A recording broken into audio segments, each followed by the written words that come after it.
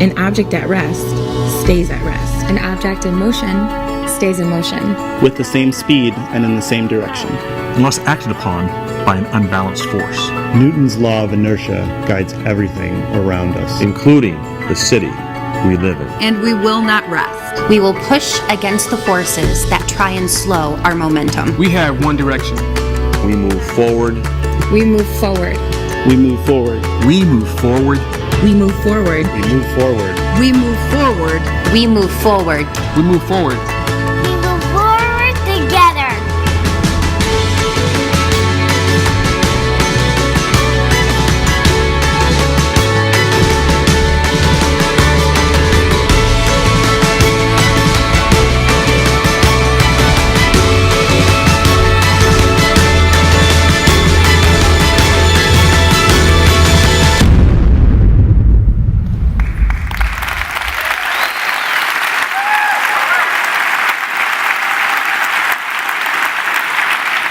Tonight, lives are going to change.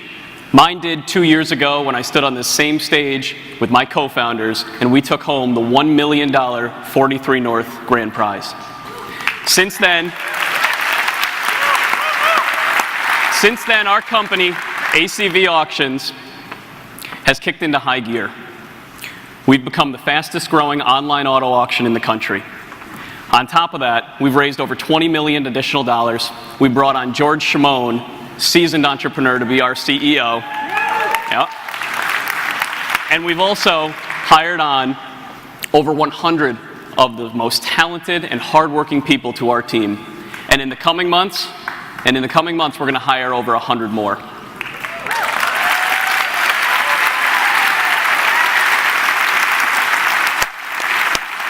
I'd like to take a moment and express my sincere gratitude, first to my beautiful wife, Sarah.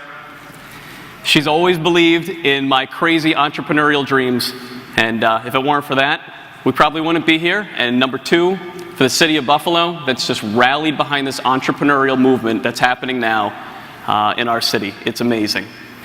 If it weren't for Buffalo and 43North, ACV Auctions would never be the success that it is today. It's a great story, but ACV is only one of 28 companies to have won 43North prizes. And think about what that means, about how many people have become part of our stories and the momentum that we're building right here, right now. Buffalo is a community in motion, and we're going to stay in motion because 8 new stories start here tonight. Thank you.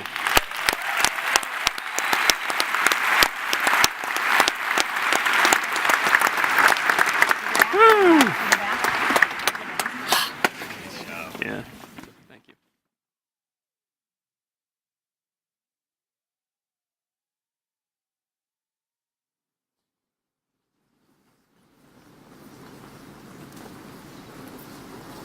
How great was that, huh? Unbelievable start. I'm John Gavigan, and I am the Executive Director of 43North, and I am a very proud Buffalonian and could not be happier to share this evening with all of you. Tonight is a celebration, not just of 43North, but of innovation and entrepreneurship in Buffalo. In this room, among us, sit our startup founders, their employees, their customers and investors, their suppliers and service providers. We have business leaders and public officials, and we have people that support entrepreneurs every day. And of course, we have each other, our friends and our family. We all share something in common. Each and every person in this theater tonight is contributing to the growing momentum of this community. Together, we are building an inclusive culture of entrepreneurism and laying a new foundation of prosperity in this region. One that will not only impact our lives, but those of our children and generations to come. Tonight, this foundation will get even stronger. I've actually got the chills. as we crown the 4th class of 43 North winners. 8 companies will win a cut of $5 million in cash, with the top prize being $1 million. They'll receive a year of free incubation space, a mentorship program featuring top-tier advisors from around the country, a ton of marketing exposure, access to investors, and the right to participate in the Startup New York program. So with prizes like that, you'd think we got to make them work for it, right? We're Buffalo. Well, let me assure you that they have.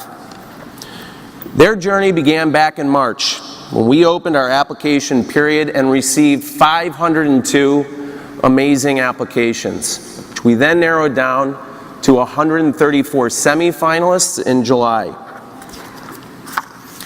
From there, we selected 16 finalists, and they flew into Buffalo earlier this week from all across the globe and met with local advisors and mentors and refined their pitches for today. Yeah, go ahead, you can do it. You can do it. Finally, this morning, it was game on. Our finalists took to the stage for the qualifying round in front of thousands of people, most of whom were students from the Western New York community. And what was on the line? The chance to make the cut to our top 10 and pitch tonight in front of all of you to become one of our 8 winners. This was, as you might imagine, a very difficult call for our judges to make.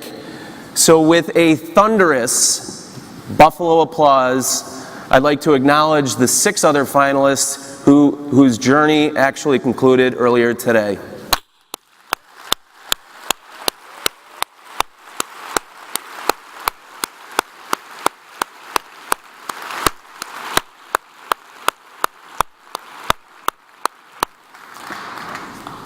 I'd also like to thank our Chair, Bill Maggio, and Board Chair Emeritus Jordan Levy for moderating the pitches with more than 24 judges who kept difficult questions and their energy up throughout the day.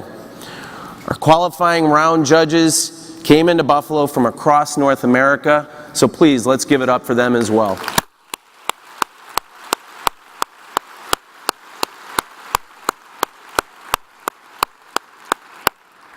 All right, we're about to get to tonight's pitches, but first I want to let you know that you also have a lot of power in your hands. You're going to be determining which of our finalists will receive an additional $10,000 in our People's Choice Award presented by Simonelli Real Estate Corporation. You'll be texting your vote, so make sure you have your phones ready when we wrap up our pitches. Now, I'd like to bring to the stage a man who has literally poured himself into the Buffalo's entrepreneurial movement. Bill Maggio is the managing partner of Lorraine Capital, CEO of the Jacobs Institute, vice chairman of the Kaleida Health Board of Trustees, and he has guided 43 North as our incredible board chairman these last 2 years. Please help me welcome Mr. Bill Maggio.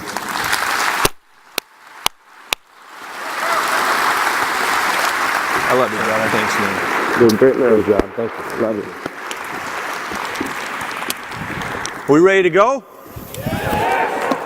I want to give one more round of applause to those 6 finalists who didn't make it today.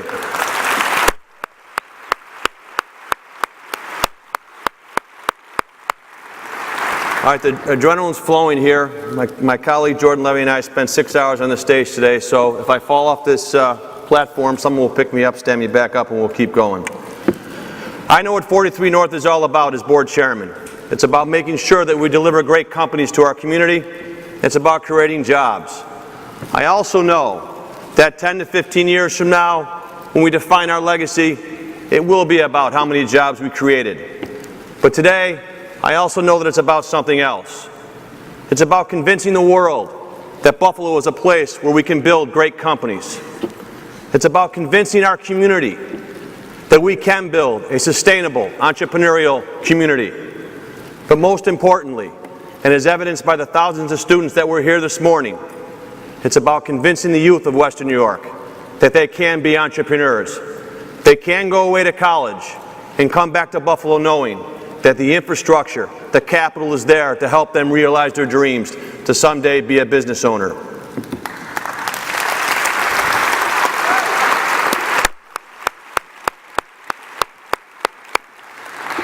Now, I am humbled beyond words to represent so many amazing people in the audience who are responsible for this transformation happening in our wonderful community. And I thank you. I thank you from the bottom of my heart for this privilege. But more importantly, on behalf of our board of directors and our chair emeritus, Jordan Levy, who is one of the founders of this great organization, and our outstanding employees, I thank you for believing in 43 North. And most importantly, I thank you for believing in the great potential of our city. There are people out there that will disagree with me, but I'm here to tell you, it's our time. It is our time. So, thank you. So I know you didn't come here to listen to me talk, so we're going to go ahead and get started. First by meeting an unbelievable group of 7 celebrity judges who are here tonight. They are experts in their field, talented, unbelievably successful, and I assure you they will make tonight's event fun. So let's meet them. I begin with Bonnet Bow. He is the producer and host of Cleveland Hustle and one of the youngest C-suite executives at a Fortune 50 company. A man.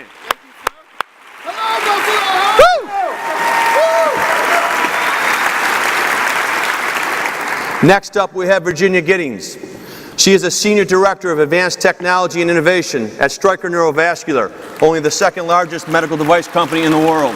Virginia, welcome.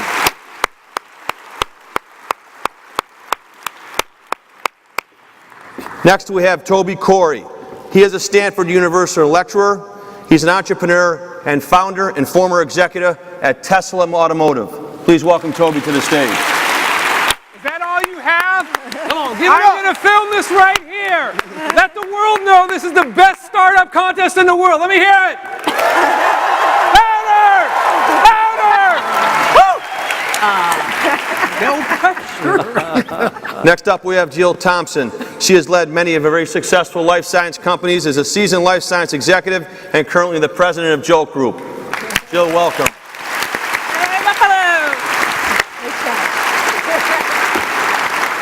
This is a special one. Buffalo's own David Jakubowski, who is currently the Senior Director of Published Solutions at Facebook.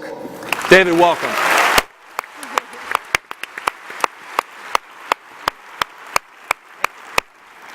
Melissa Bradley is a professor at the McDowell School of Business at Georgetown University and a founder of an amazing place called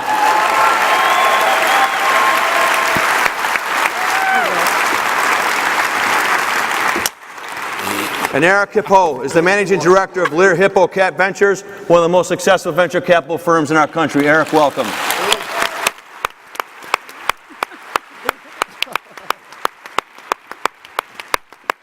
We ready to go? All right, so here are the rules. We're going to split the... Man, you're fired up. Excited. Yeah. We're fired. All right. Yeah. I told you. Our drink. We got 3 in 1. Yeah, we were promised cocktails here. Yeah. I got them. We're going to split the 10 pitches into 2 groups of 5. Each finalist will have 2 minutes to pitch and 5 minutes of Q&A with our judges. So I just want to give you a bit of a heads up. Our judges, the evening judges, did participate this morning and kind of observe, so they know the companies well, so they're prepared. To, I think, be very challenging. So I have one request. You know what that request is of this audience? Whenever a finalist comes out on the stage, I want to hear some noise for them. Can we do that? Okay. Let's get this thing rolling. First, I'd like to introduce, from Buffalo, New York, his company is Burner Fitness. Please welcome OK Okaro.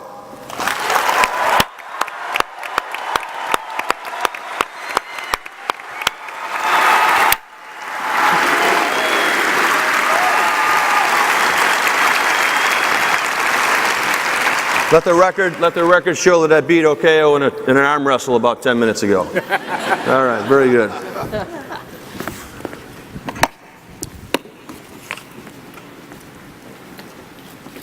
Good evening, Buffalo.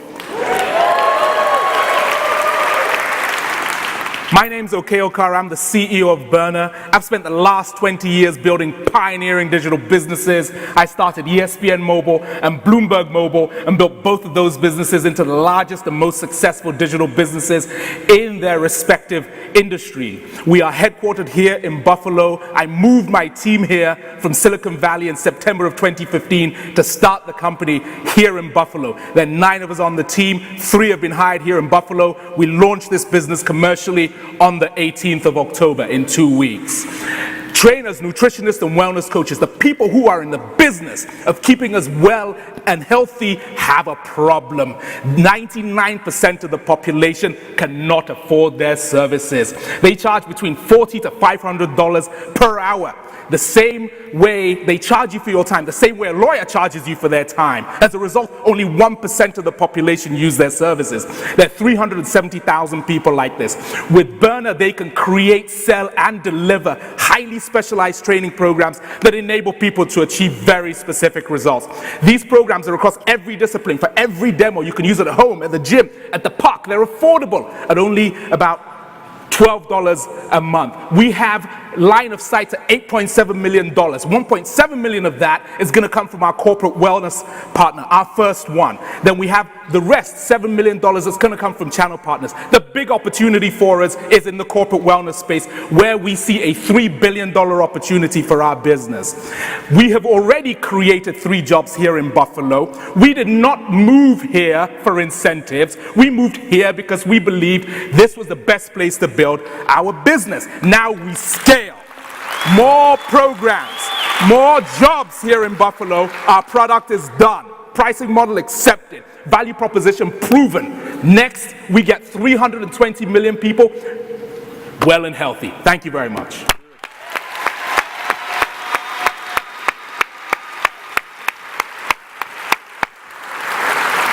Okay, you got someone you're going to bring out with you here? Yes, I'd like to introduce one of my co-founders, Leo Schultz. He was the guy that convinced me Buffalo is the place for us to build this business. Okay, let's kick this off. We got 5 minutes. Who wants to get started? Okay, Tobe. All right, real quick question. I had the opportunity to work with Elon Musk at Tesla. He's all about the most amazing customer experience. My first concern is that the offering feels a little bit down market, which means that you've got CrossFit, which has been around for a while, very elite workout program. I'm an Orange Theory fan. You got Peloton bike. From what I've seen, the experience is too complex. And what Elon used to talk about, here's the kind of experience he wanted to see. You're sitting at your keyboard, you accidentally fall asleep, your head hits the keyboard, and your perfect Tesla Model S shows up in your driveway. What's the one thing that you can do to simplify the experience for this platform to get my vote? Good question. Simplify, are you on one of our programs? Have you used the product? I've got online, I've tried it. There's too many steps for me, for both the content creators and the end consumer. I agree with everything that you've put up on that screen in terms of defining that problem. There's a lot of friction in there. So what can you do to convince me that what can you do to simplify this product for your next focus? The feedback from customers, we have paying customers who use our platform, is that it is a very simple, straightforward, and actually the easiest product that they have used. Because, you know, their experience today is they get PDFs, they get ebooks, and they basically go download videos that people send them from Dropbox. So the feedback from our coaches has been phenomenal in terms of the ease of use of the product, from their perspective, as well as from the users who use it. We have 92% of the people on the program who use it, right, every week. You know, so from an engagement perspective, our engagement is off the charts, and our feedback from the customers is actually extremely high. But like any product, and I've built several over the years, over time you continuously improve it. And that is just part of the process. I think that we have a great product now, but like every other product, it will get better with time. Next question. Eric. How do you compare yourself to ClassPass, which has, you know, been around for I think 3 or 4 years, has the brand. It's a little different model because it's a subscription.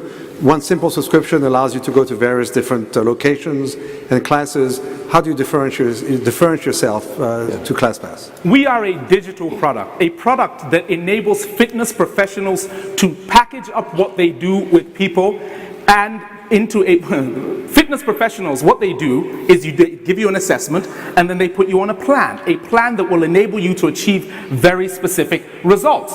ClassPass cannot help me get stronger on my bike, as an example. If I am a cyclist and I want to get better, if I have diabetes and I need to follow a specific routine, it will not help me do that.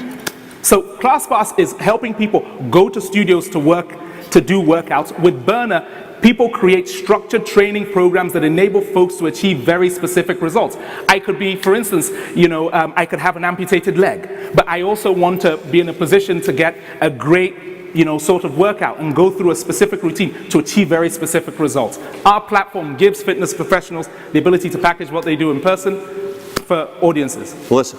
So I'm clearly one of the 99% that do not work out every day, but I'm almost motivated by the video.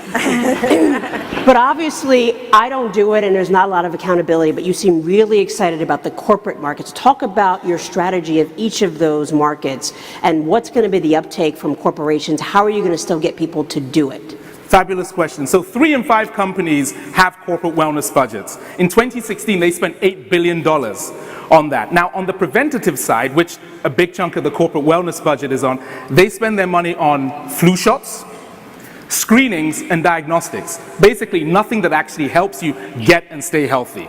So our platform and our offering brings the best of the best in terms of the coaches at a really affordable price for these companies. It brings that within the organization. Now, the model today, the prevailing model in the marketplace is that you'll go in, someone will give you an assessment, they will put you on a plan, then they babysit you like you're a 5-year-old.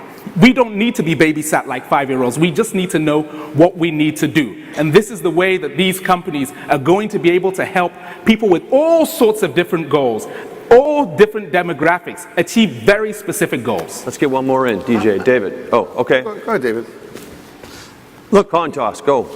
Look, you addressed Toby's consumer focus question. You just addressed Melissa's corporate wellness program, and I also know that you have a trainer platform.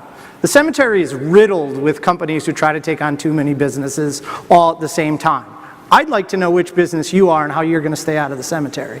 Okay, great question. So our focus is on the corporate wellness market. That's the one that I spoke about. But we also have coaches with millions of followers who have people who want to train with them. So they're going to go on their Instagram and promote their programs to those people. That is not the business that we are in. We're a platform as well that enables organizations to use the same capabilities that coaches use to basically put out training programs to their audience. The Knot is an example of that. All of that is fine, but as a business, our focus is on the corporate wellness side and helping, basically bringing these coaches into those organizations. That's our focus. Great job. Thank you. Thank you. Thank you. Great job. Okay. I didn't really beat him in an arm wrestle. Okay. Next up we have, from San Francisco, the company is Moving Analytics. Please welcome, Harsh Vansangram to the stage.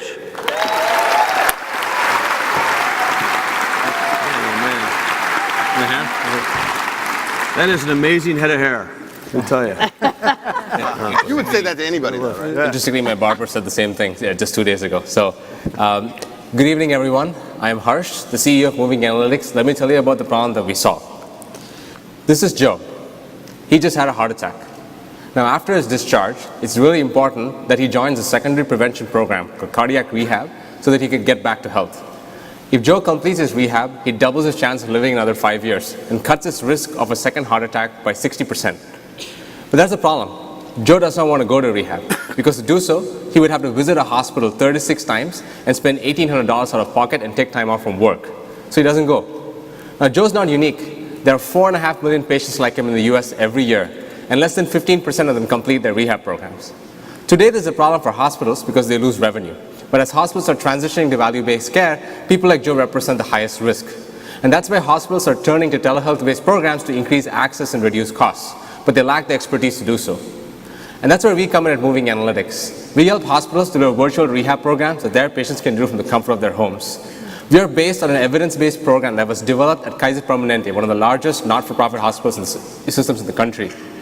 We've shown that our system can triple participation rates, has the equivalent clinical outcomes of facility-based care, and can be delivered at a sixth of the cost of traditional rehab. Using our software, hospitals can actually deliver rehab and get $5 billion of revenue today, and additional $5 billion readmission savings. Since launching 2 years ago, we've been working in over 15 hospitals. Here are some of our team members, and we have over 75 years of combined experience in chronic disease management. We charge $300 per patient. That gives us access to a $1.3 billion market. And we're focusing on those hospitals that have existing telehealth programs. Here's a map of all our customers, and you can see that Buffalo is at the epicenter, which is why we want to be here. We want to get to $1 million by expanding our sales and marketing teams here. That's another reason we want to be here. That is, Buffalo is in the top 10% of heart attacks in the country. 1 in 10 of you is going to get a heart attack. So we want to work with you to solve 1,000 patients, create $4 million savings, and 80% more jobs. That's why we're here. We're here to save lives. And we want to work with Buffalo and show how it can be a great example and improve the health of this community and also create jobs. Thank you. Great job. Thank you. Start with you. Start with you. It's a lot of words in 2 minutes. I've got Chris, who heads our sales as well. Yeah. His name. Introduce him. Oh, this is Chris Esposito. He heads our sales efforts, and he's also here to answer questions. Welcome, Chris. Okay, we'll start with Jill. Sure. So you're on the clock. Certainly convenient, no argument there, but could you talk a little bit about the data points that you track with these patients so you could tell a little bit more about where they're successful and why they're successful? Yeah. The number one key metric that you care about for a clinical improvement of a patient is functional capacity. So what you do is you get a patient to walk for 6 minutes as far as they can, and you see how far they walk. If before and after a rehab program they improved that distance, it means their heart's gotten healthier. So that's the number one metric we track. And we've shown that our system actually improves functional capacity by 70% pre and post intervention, which is actually better than center-based rehab. And another thing is obviously cost of care. You want to show that the cost of the care for this patient is more cost effective than what you would get from a facility, brick and mortar based facility. So those are the two things that we usually track the most. Great. I love ideas that go after big opportunities, and I think that you have that, and I think that there's something interesting there. Sure. My concern is selling into hospitals. Also, there's a lot of competition in the marketplace right now as healthcare moves. So just talk, I don't know how long it took you to put, I don't know if those are full paying hospitals that client list was. Just talk to me about how you're actually going to break into the healthcare system. It's a very hard sales process. Yeah, great question. You want me to take? I'll take it first for lack of time. The way we do it is through a combination of content marketing. So we put out webinars, panels, presentations, and case studies in different conferences where we know our potential customers are listing. We then collect leads from there, and then we gradually cook them over many months through an email campaign. And eventually, when the timing is right, they start approaching us for buying. This process is now generating between 2 to 5 inbound leads every week for us. So that's over a year, that's between 100 to 200 hospitals that we can work with. Typical sales process is about 9 to 12 months, and most of that is due to timing and budget cycles and so on. To prevent that, what we're trying to do is getting into the hospital the first time is the hardest, and then you start upselling to other hospitals in the same system because you already have a contract with that system, right? So Chris, anything more than that? Yeah, I would just say within the hospital system, it is a complex environment. But this patient pathway flows through the cardiovascular service line. So we focus there. We're dealing with the directors and the vice presidents of that service line, and also with the cardiac rehab directors too. So we stay focused in that segment. And to Harsh's point, it takes about 9 to 12 months to get fully embedded to implement the system. So it's a little bit complex, but there's a great need out there. There's a huge unmet market. So who pays for it? Is it the patient or the hospital? It's the hospital that pays for it, and the value for them is they can either earn up to $1,000 by billing for these patients and providing. Ultimately, the patient. Okay. Yeah. Well, we got to move in. Virginia, I'm sure you got something to say. Yes, absolutely. Thank you so much for your. I love the concept, and having spent a lot of my career in cardiology, I really appreciate that. Thank you. But the reality in Silicon Valley is it's littered with digital health companies that just couldn't make it. Yeah. A lot of optimism, but the reality was the proving out the value proposition. There's so many that fell short. Sure. So I know you touch on your clinical data plan, but and I think this brings in the other questions you heard. How are you going to turn that into a reimbursement plan?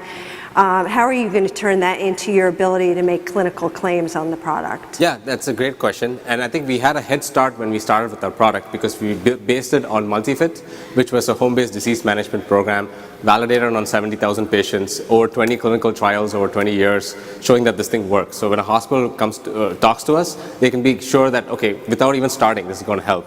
Now, with your question, and so that's one of the things. On top of that, we're generating our own evidence base that show that not only that people who use this get better, but especially given the population, which tends to be 65 around, they use it and they use it well, and then when they use it, they get better. So that's the other data point we're showing there.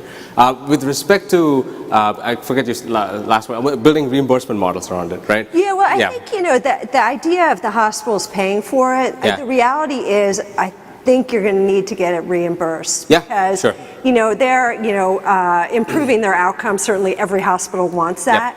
But it has to be reimbursed. Yeah, you're absolutely right. And let's get another question. Colby. Yeah, right on top of that. So that's the linchpin of this business, right? You've got to be able to partner with insurance companies. Now, partnering with insurance companies is like a Republican coming out with a compassionate, effective health care plan. Okay. How are you going to do that?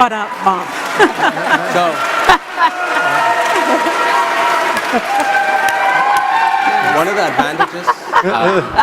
of the advantages is today there are about 15 states that basically reimburse for telehealth-based services based on this thing called parity law, which states that if you can show a service is equivalent, a commercial payer has to reimburse for the service. New York is actually one such state, which is also why we're excited about Buffalo.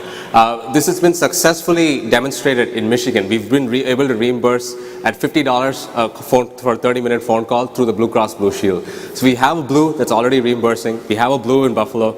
We have hospitals that can potentially benefit and people who can use it. I think, why not? Like, we should start tomorrow, seriously. You get that figured out, call me on Right Chit Chat. Yeah, great job. Thank you. Right. Along with healthcare. Right. Congratulations. Thank you. Thank you. All right.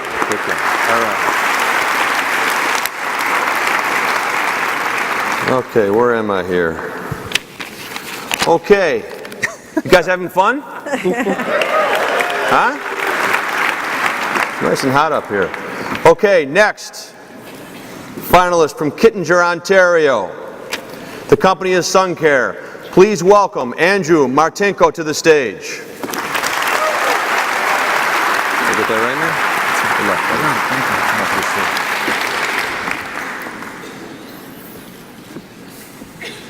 Hi everyone, I'm Andrew, co-founder and CEO of Sun Care. How many times have you been outside having fun with your family, but when you've come home, your child has a nasty sunburn? One bad sunburn as a child doubles your risk for skin cancer later. And skin cancer is directly caused by overexposure to UV. Skin cancer is the most common form of cancer in the world. That's why we made Spot, a way to help you use sunscreen more effectively to prevent this. You'll put Spot on and apply sunscreen over top. When your spot's clear, you're protected. When Spot turns purple, your sunscreen's worn off. Reapply sunscreen, Spot changes back to clear. So it's reversible, you're safe all day. Spot absorbs and releases sunscreen just like your skin, even in the water. We can print fun designs, which gives us white label and licensing opportunities. Spot's patent pending, and we've tested it extensively, its efficacy in Australia. We're a team of engineers and chemists from Canada, and we have experience in cancer research as well as entrepreneurship and more. We work closely with Johnson & Johnson through their incubator in Toronto, and we've been funded by the government of Australia to test this product. We're a B2B company. We're going to partner with a major brand to bring Spot to customers. They love how Spot increases sunscreen sales. We've also partnered with an Australian bank to distribute 50,000 spots within Australia in the next 2 months. Buffalo's the perfect place for us to get started. We're working, there's 5 major sunscreen brands within a 1-hour flight of Buffalo, including Johnson & Johnson. We're looking to grow our business development team, and we're also really excited about the 17 potential manufacturers within the Buffalo region who can make our product. Currently, we're planning to sell Spot for $1 each, and we can make profit off of that. Spot costs us 20 cents to manufacture, and within the next 12 months, we'll be reducing that cost by half. I'm Andrew, and Sun Care is going to make sun safety simplified for everyone. Thank you. Great job, Andrew. Great job. Why not? This is my CTO, Chad. Sorry, my CTO, Chad. Yes. He's going to hand out some demos for you to see how the product looks like. Okay, who wants to kick this off? Melissa, please. So I appreciate you selling it to B2B, but I have 6 kids. You could make a fortune just off of me at $1, and we spend the summers in Martha's Vineyard. So talk to me about what was the decision, what was behind that decision of not doing direct-to-consumer where you could license characters, et cetera, versus going B2B? Seems like a long sales cycle. Yep, we like B2B because Retail store sales cycle is extremely difficult to get into. The cost associated with listing a product, marketing that new brand for a startup is relatively infeasible, and we see it as a much bigger risk actually than partnering with that brand and leveraging their existing relationship with the customers and the retail stores. Next question. Yeah, I mean, go ahead. Building a big business a dollar at a time seems like a tall order. How do you build a big business out of this? Our end goal is partnership with a major brand, such as the biggest sunscreen company in North America, Neutrogena from Johnson & Johnson. So we're working to build with these smaller partnerships like the bank in Australia, build our proof of concept, show our proof of demand, show that traction to build a compelling story for the sunscreen partners, which will then allow us to work with them. They've already got the branding licensing with Disney, with big characters like that, and we'll be able to leverage that to hit the retail scale at large. Okay, Bonnet, I know you. Yeah, that's my concern. So, I mean, one of the big things here, and this is what I care about, is how do we job creation in Buffalo? Yep. And my concern is, look, I come from CPG, PepsiCo, Mondelez, Kraft. This is what I know really well. There's no way on planet Earth that once this gets going, that Neutrogena is going to say, oh yeah, we're going to partner with you and leave you in Buffalo. The very first thing they do is they snatch you up and they bring you into the mothership. They probably crush you, unfortunately. But so help me understand, if your strategy is to get Neutrogena to buy you and bring you to market, how are you going to keep those jobs here in Buffalo? Our goal is to be a technology company. So this is one space of that as a sun protection company, a sun protection technology. We have other technologies we're looking at as well. UV technology further deviances out into the sun protection market that we'll plan to keep developing.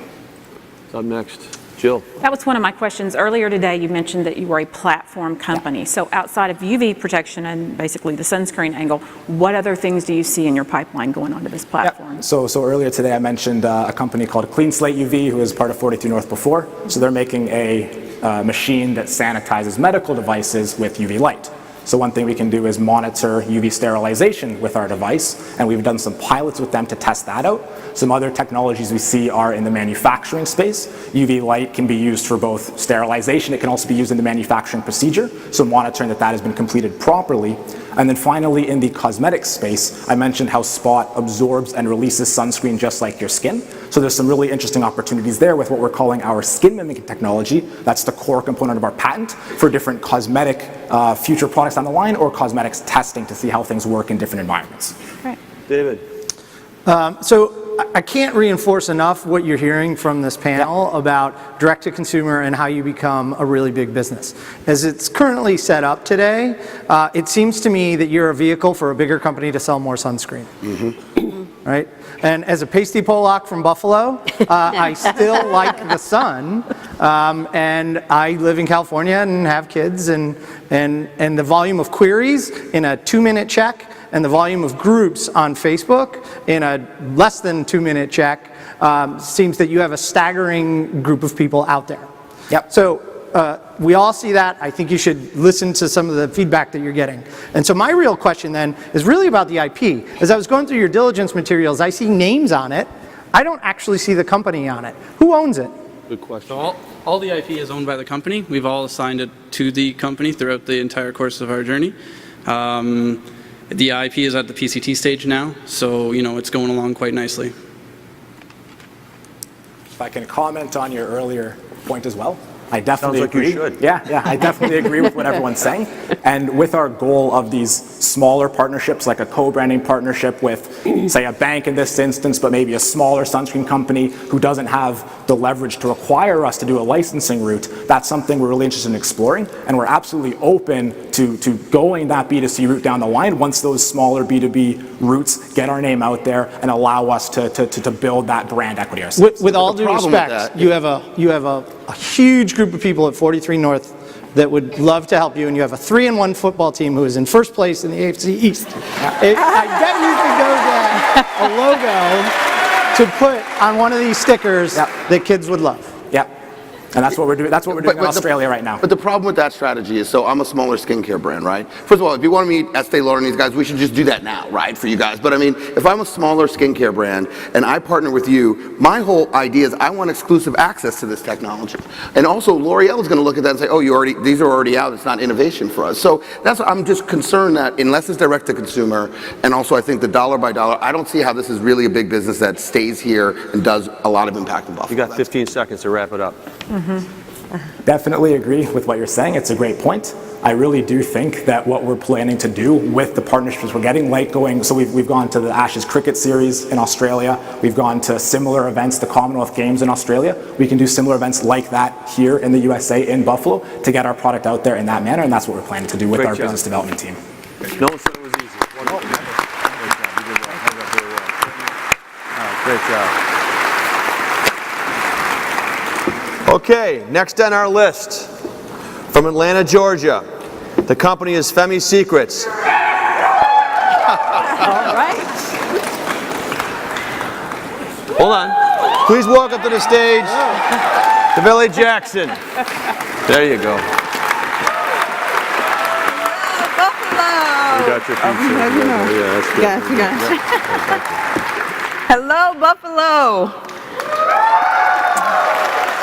Welcome to Femi Secrets, the secrets all women can now share. Well, I have one secret I can share right now. We are not in clinical trial. We are ready to give this product to women all over the world. Pretty Panty, your secret weapon. A lot of people say, why is it a secret weapon? Because it looks just like a regular panty, but it provides you the ultimate protection, and then you throw it away. It's that simple. We solved the problem for menstrual cycle and bladder leakage, designed for women by women. We know our customer. It's the #1 consumer in the world, women, providing for a product and an issue that will be around for the end of time. Our revenue sources are currently Walmart, Target, as well as in-house. We have created the foundation already. All we need is 43North and Buffalo to get that product to the rest of the world. This is your opportunity, Buffalo. We need Buffalo as much as Buffalo needs us. We sell out a product like this. We manufacture currently overseas. They can't get it to us quick enough. We need to create those jobs here so we can create that revenue. Here we go. I'm the founder of the Game Changer, of course. I have broken records. I have made histories by the age of 26. I will do the same for 43North and Buffalo. We have a team of experts, 50 years in the retail industry. You all know this lady, Sarah Blakely, the Spanx lady. She cut the bottom of a stocking hose and turned it into $1 billion company. Do you know this lady? That's me. I made a panty, and we're going to turn that into $1 billion company. Thank you, Buffalo.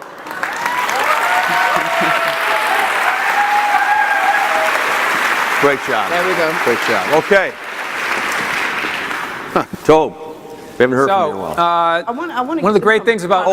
Okay, you got something you want to bring Just up? want to hand y'all some product boxes right. real quick so you can hold that and look at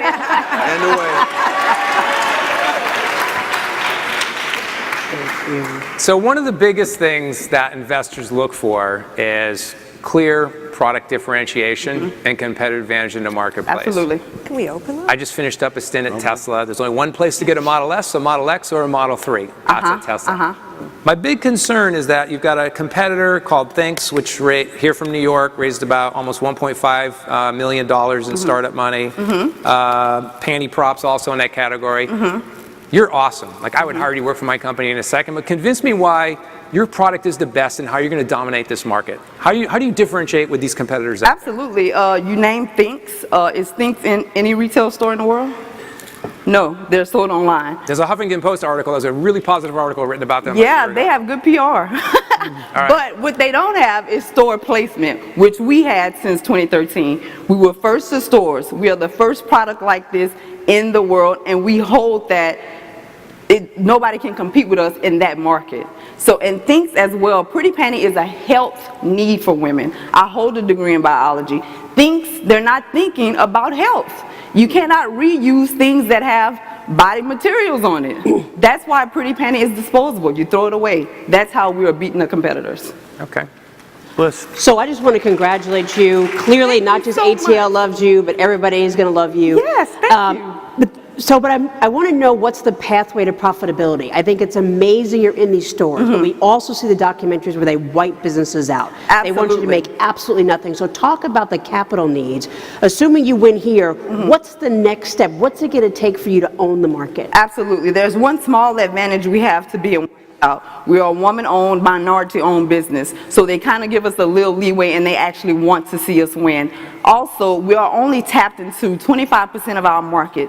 We're moving into Walgreens, CVS, as well as all the hospitals in the world. We have unlimited revenue options.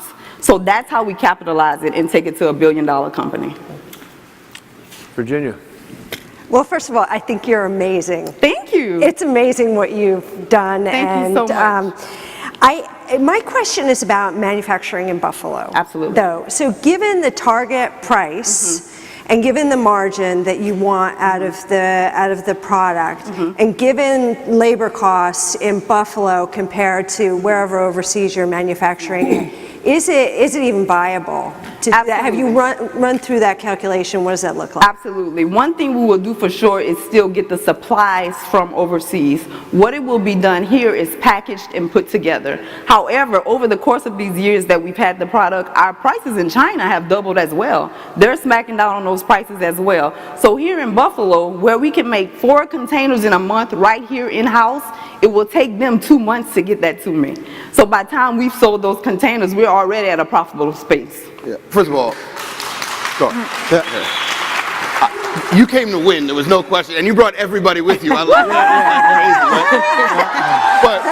But I know that Eric might share a similar thought, but I think the one thing I'm concerned about is I love Walmart and Target, but as they said, they can crush you. And so that's my concern is all of a sudden lead time, fulfillment rates. So what I really want to understand is why aren't you looking at building up the FIMI, and I don't want to take your question, but... Well, I'll just add to this. I agree with everybody. You're fantastic. Your product looks great. Thank you. But if I remember, your price point is about $7 or... $7.99 yeah. now. And again, so you're going to give a lot of margin away to distribution. Why aren't you... I have a company called Lola. You might be familiar with them. Absolutely. They're in the women hygiene business, also natural product, very successful, but it's all direct to consumer. Correct. And that kind of product lends itself really well to a subscription business. Yes. So why aren't you going in that direction? Those are definitely the direction that we are heading in, but like my friend right here suggested, I had to be first to market to capitalize that, just to be in those Walmart stores and shelves so I can say, hey, I did it first. Moving forward, that's exactly what we want to do. Of course, it's more profitable to go directly to consumer. Right now, I have to save every dollar. I can't pay warehouses, I can't pay this. If I ship it to Walmart, they sell it, it's profitable right now. Yeah, but it's... go ahead. No, go. But moving forward, those are definitely how we're going to move forward in the future.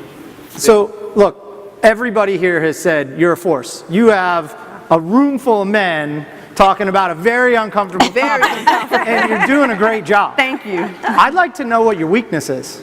Our weakness is our revenue, and we can't get the product to people. If I put out something on the internet right now, we're going to sell out immediately. Then what? I have to wait for China to send me another container. That's why I need Buffalo. That's my weakness. Look, how many women out there, and how many women have boyfriends or husbands? All right, if this doesn't work, I got a pivot for you. All guys, when they're wiping and their hygiene isn't great, this might be great for guys in that category there. So. Absolutely. I go back to those Bills games, sorry. Let's give it up for a great job.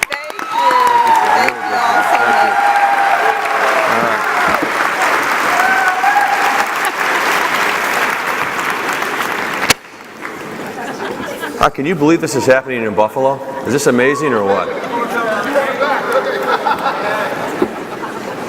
I'm not drunk yet. Come on, Bonnie, you got to give him back. Hey, what happened to those drinks, man? The guy's version. I want it. All right, before we take a little break here, please welcome our 5th finalist from Long Beach, California. The company is Kangaroo Time. Welcome Scott Wayman to the stage.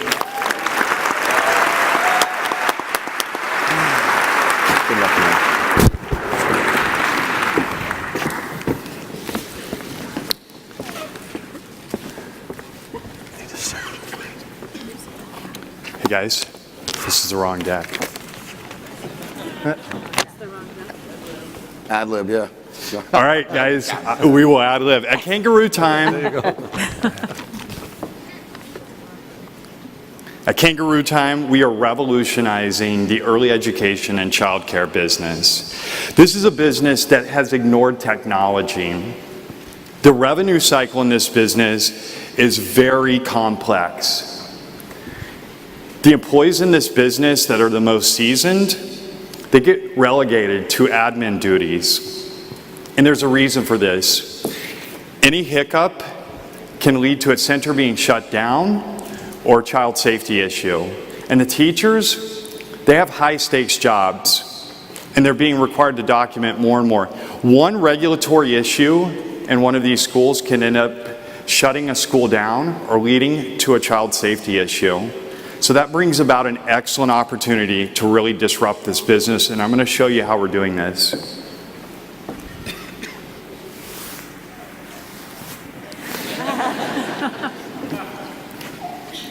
We're building the first all-in-one platform for childcare.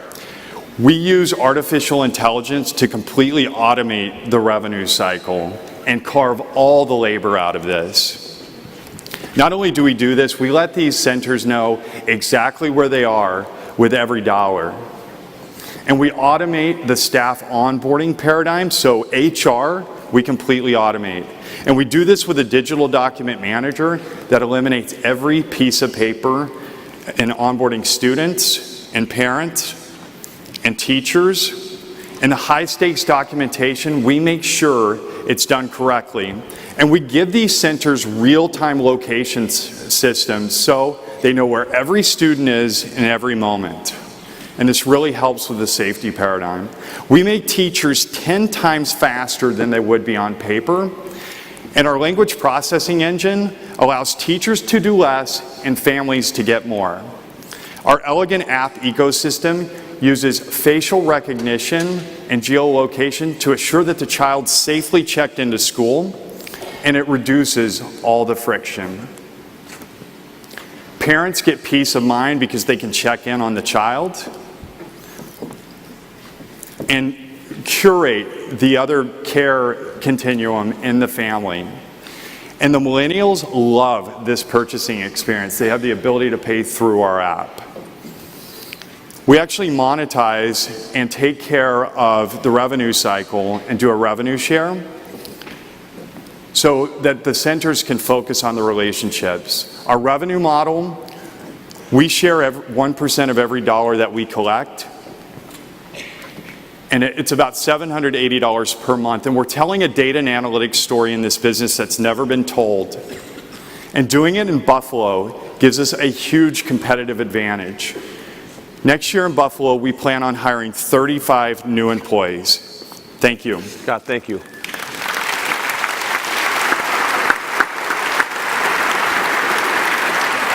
That was the 5-minute deck, not that the 2 minute. That was a 5-minute deck, but we made do, right? You did great. Okay. Doesn't mean these guys are going to go easy on you, though. All right, who's first? Melissa, please. So kids at this age are relatively uniform. They're going to fall, they're going to bump their head, they're going to do all the stuff that makes us nervous. But the child care centers are very different. There are those that are franchise-led, hipster, tech-savvy, and there are those that are onesies who are grandparents, parents of parents, who are really concerned about the kids and much more high touch. Talk about how do you sell to both of those markets, and what's the training like to get them up to speed so they can really experience these efficiencies? Sure. So we build the platform so that we can deploy it, and there's this uniform standard. And there is some segmentation in the market, but standards are standards. So child safety standards are pretty much clean cut across the continuum. But we do assure that we built things into the platform, like the regulatory reporting, an accident report. It has to be done the same way in the state of New York, regardless of what type of center you're in. So we focus very hard on the engineering and standardizing of the reporting. Next question. Just to build on that, your book to run rate is long. You've made a lot of traction. Sure. And you have outstanding booked monthly recurring revenue, but it's almost 90 days to recognize that. Right. What's going on? There's a couple of things there. So with a traditional single site center, our book to run rate is 2 weeks. With our franchise partners, we've had long tail migration plans, so we will take on that business, sign it, and it could be 6 months before we implement the first center, because it does take time. That's not a 2-week. With all due respect, that's not a 2-week till you can recognize that revenue. Correct, yeah, we don't recognize that revenue once it's booked until we actually run the first billing cycle.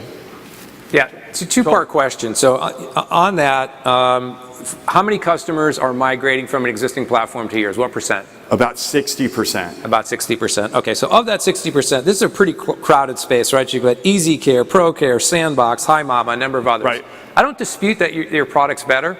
And I remember sitting in meetings with Elon, and he'd talk about the most amazing customer experience that he called zero friction. And he would sit down and say, you know what, I can launch a satellite, it'll orbit the Earth and have zero friction on that. How are you going to get this onboarding experience to this booked situation from 2 weeks or longer down to literally less than a day? Because if you want to basically be a great company, deliver great returns for your investors, you're going to have to grow, and right now there's too much friction in this model.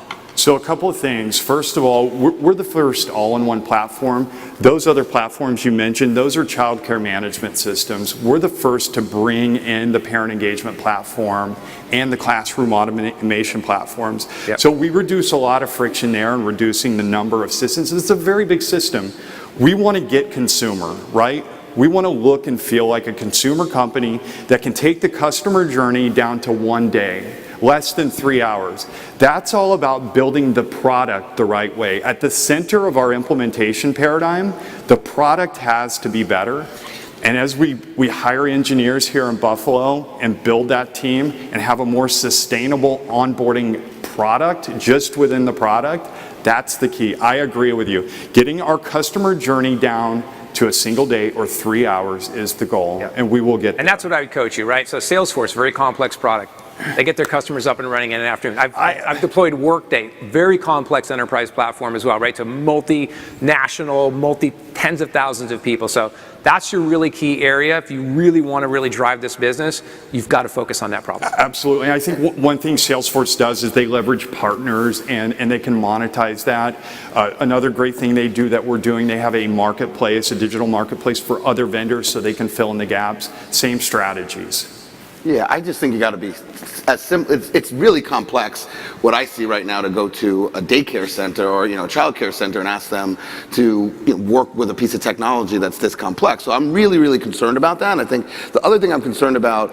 So what is the AI? You dropped the AI word. I don't see where A is. Yeah. So on the billing side, so AI is very important to us on the billing side. We run a concurrent billing cycle platform. So we automate not only the way that the cycles run with recurrent charges and the kind of the calendar of how they send out their invoices and bills. Also, we have different cycles.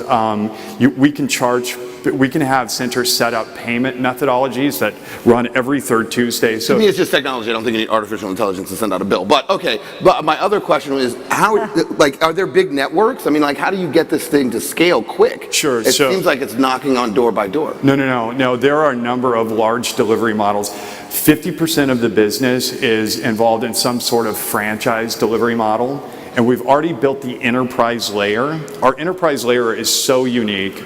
We've already gotten into 2 of the largest franchise players, and we will close about 15 more here in the next 6 months. We're already talking to all of them. The deals are starting to move. We're getting a lot of traction there. So those big delivery models represent a large portion of the business. And the independents, we've had this virality coefficient with the independents, and they come to us. There's no issues here, so why do you need the money? 10 seconds or less. Hey, any vertical SaaS company that says they don't need the money, they don't know how to scale. We'll end there. Great job, guys. Thank you. Thanks, guys.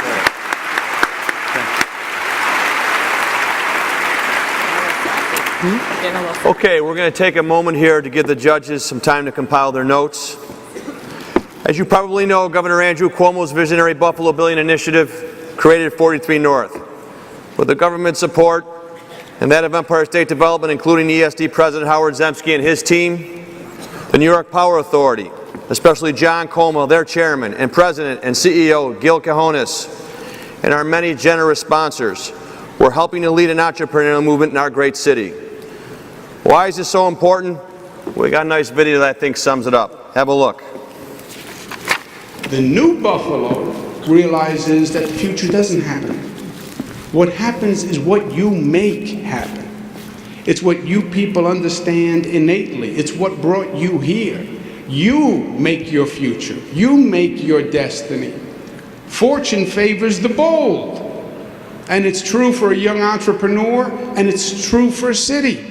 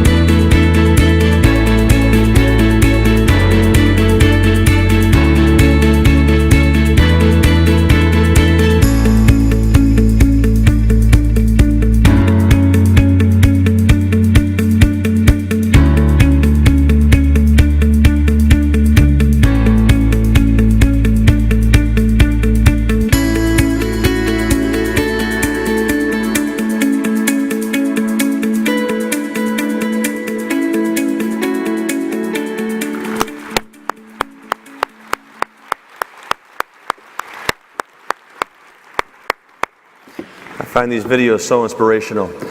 Now that you know a little more about what we do, I'd like to acknowledge the dedicated people who are doing it. First, I would like to start with our highly engaged volunteer board of directors. First, Chairman Emeritus Jordan Levy, Vice Chairman Eric Reich, Peter Grum, Tyra Johnson, Norman Nowak, and Christine Orsi. Let's give them a round of applause.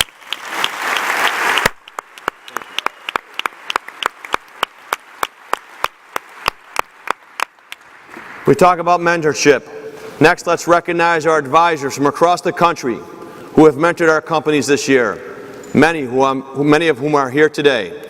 Paul Ebler, Dr. Elliot Lazar, Brian Lookatch, Jack Luther, Tom Okino, Erwin Pastor, John Pond, Ron Schreiber, Steve Simpson, and Paul Vukovic. Let's give them a round of applause. Thank you.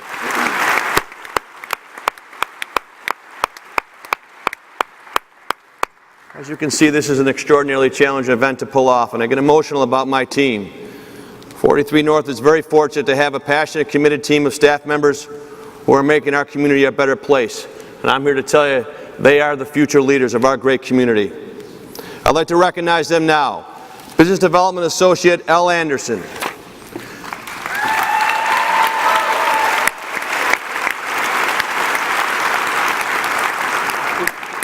Digital Media Manager Nate Benson, who I think is out there somewhere with a video camera.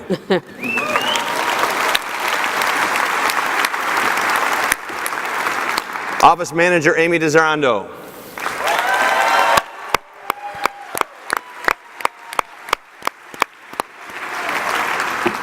Events Coordinator Lee Locklear.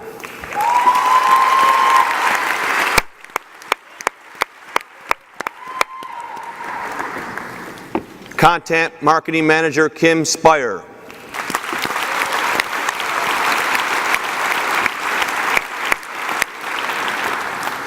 And Communication Manager, who I call One Direction, Brian Straka.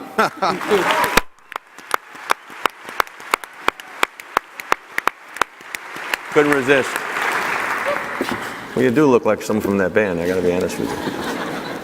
Plus my daughters, you know, every time I tell them I'm going to 43 North, they ask me when I'm going to see you. They care less where I am, they just want to know if Brian Straka and John Gavigan are around. Sorry about that, Dan. Okay, let's meet our directors. Our CFO, Adam Petrie.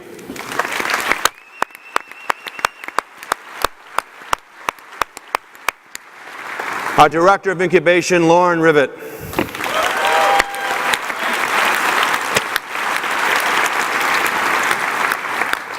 Our Development and Strategy Lead, Peter Pertella.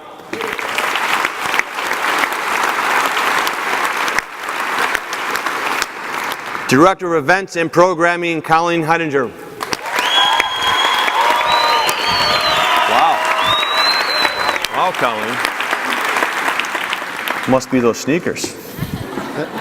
Director of Operations, Dan Green.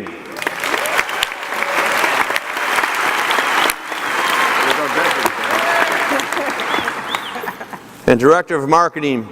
Now this gentleman here has been with us since day one. He's the only one on our team who's been with us. Stay there. I'm not done yet, Peter. Okay? You gotta wait for me to call your name. He's the only one who's been with us since day one. And when Peter first started, he and his wife had the pleasure of having 4 kids under the age of 2 at home. And Jordan Levy will back me up on this. There were plenty of days when he came to work looking like all 4 had slept on his head. Peter Burakowski.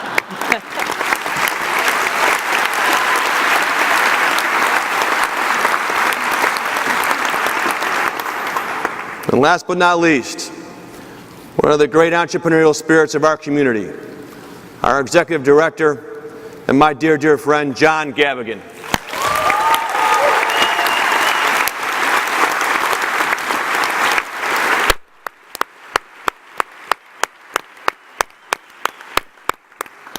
John, the podium is yours. Don't ad-lib.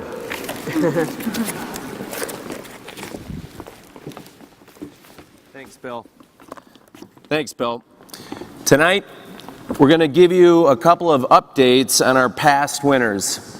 So let's roll a video on years 1 and 2. Hello and welcome to the 43 North Finals live at Shea's. I'm Nate Benson, Digital Media Manager here at 43 North. You might remember me from such notable productions as Latitude, the 43 North podcast, which, why don't you take out your cell phone right now, hit that subscribe button on our podcast. I'll wait. Who's gonna win the $1 million? All right, so that's done. I'm outside Chase Performing Arts Center. The show obviously just began, but I wanted to recap the first-year winners and the second-year winners and find out what they've been up to since competing in the 43 North competition. So let's take a recap, shall we? VoiceIt continues to advance their speech recognition tool that can be used by those with speech disabilities. The company just raised $2 million in investment and also received a $2 million grant and is actively beta testing their product in conjunction with area speech therapy centers. Efferent Labs has further developed their implantable biosensor and has entered into a partnership agreement with European giant Evotech AG, who will begin validation of their product Cytocom later this quarter. The biomedical startup has been raising significant investment and expects to close a seed round by the end of the year. CoachMe Plus's sports science platform is being used by 1/3 of all professional sports teams in North America, and the company has since expanded to high school and collegiate sports. So impressed with the accuracy and advancements CoachMe Plus has made with its platform, the U.S. military has also become a customer. Clean Slate is making hospitals cleaner with their ultraviolet mobile device sanitizer. The Toronto-born startup has set up shop in the Olmsted Center on Main Street in Buffalo, further refining their device, which is currently being used at Buffalo Women and Children's Hospital, Kenmore Mercy Hospital, and over a dozen facilities across North America. Geneticist continues to develop their platform for visualizing the body's natural electromagnetic activity. In the meantime, since competing in the 43 North competition, they've raised $1.5 million, which included an investment from billionaire Mark Cuban, and the life sciences company is expected to close a Series A round of funding by year's end. Cytocybernetics aims to make drug screening safer with their novel technology, and they've been quite busy since competing in year 2 of the 43 North competition. Since then, the team has launched their commercial product, they've been awarded a patent, and opened a laboratory on UB's South Campus. Plum is marrying the most advanced industrial organizational psychology with machine learning and artificial intelligence to reliably predict the best hire and employee match. Over 100 companies are using Plum to find the best employees for their job openings, and locally, that includes Superior Group, ACV Auctions, Simonelli Real Estate Corporation, and the University at Buffalo. And just today, Hemogenics, which is developing new treatments for blood diseases such as leukemia, lymphoma, and blood marrow failure, was listed on the London Stock Exchange. So that's just a quick highlight of some of the things our year 1 and 2 winners have been doing in Buffalo to move our startup ecosystem forward. Now I'll just go inside and take my seat and enjoy the pitches. Hello, guys. Come on, open up the door. I really want to see these guys. Hello?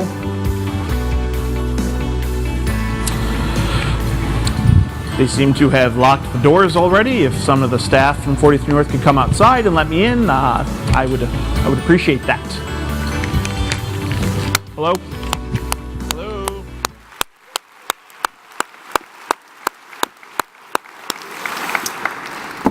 43 North is one of many organizations doing good work around Buffalo. So I'd like to ask 43 North Director of Operations Dan Green, Development and Strategy Lead Pete Petrella, and Director of Incubation Lauren Rivette to come out and talk about a few of them. We'll get them, guys. Thank you, John. 43 North is having a heck of a night, but we are part of a larger team of resources and people who dedicate their lives to helping entrepreneurs locally. I'd like to recognize a few, including Launch New York, Z80 Labs, the Western New York Incubator Network, and all of UB's many fabulous programs.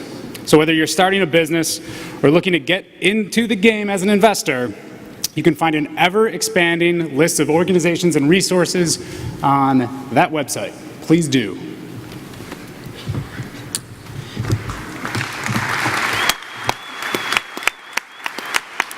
And Buffalo has more business competitions than ever. Let's take a moment to shine light on some of them and their 2017 champions. Please hold your applause till we list them all. Congrats to Cleaning Essentials for winning the inaugural Uber pitch. To Nano Hydrochem for the University at Buffalo's Panache competition.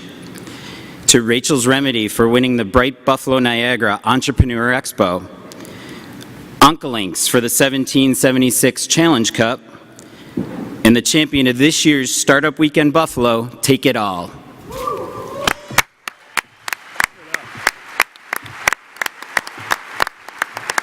We also want to highlight a competition that's particularly close to our hearts, the pitch, which focuses on female and minority entrepreneurs in our area. Thanks to the organizations you see on the screen, this year's prize pool for the pitch tripled to $60,000. Congratulations to all 6 winners of this year's The Pitch.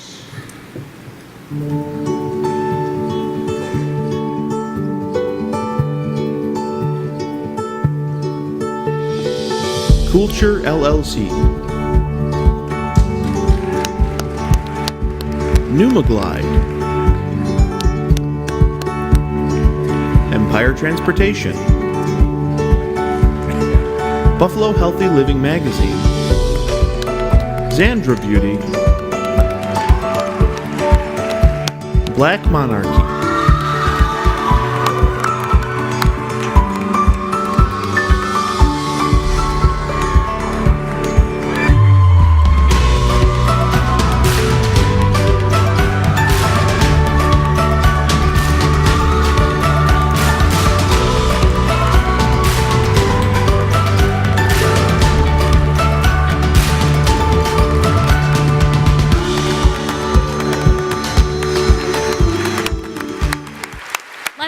For all of this year's competition winners. And now I'd like to bring back to the stage Bill Maggio. Good job, guys. Thank you. All right, there are almost 3,000 people here. Give yourselves a round of applause. Thank you. You ready to go, judges? Okay, from San Jose, please welcome Tara A.E. Abi Masood.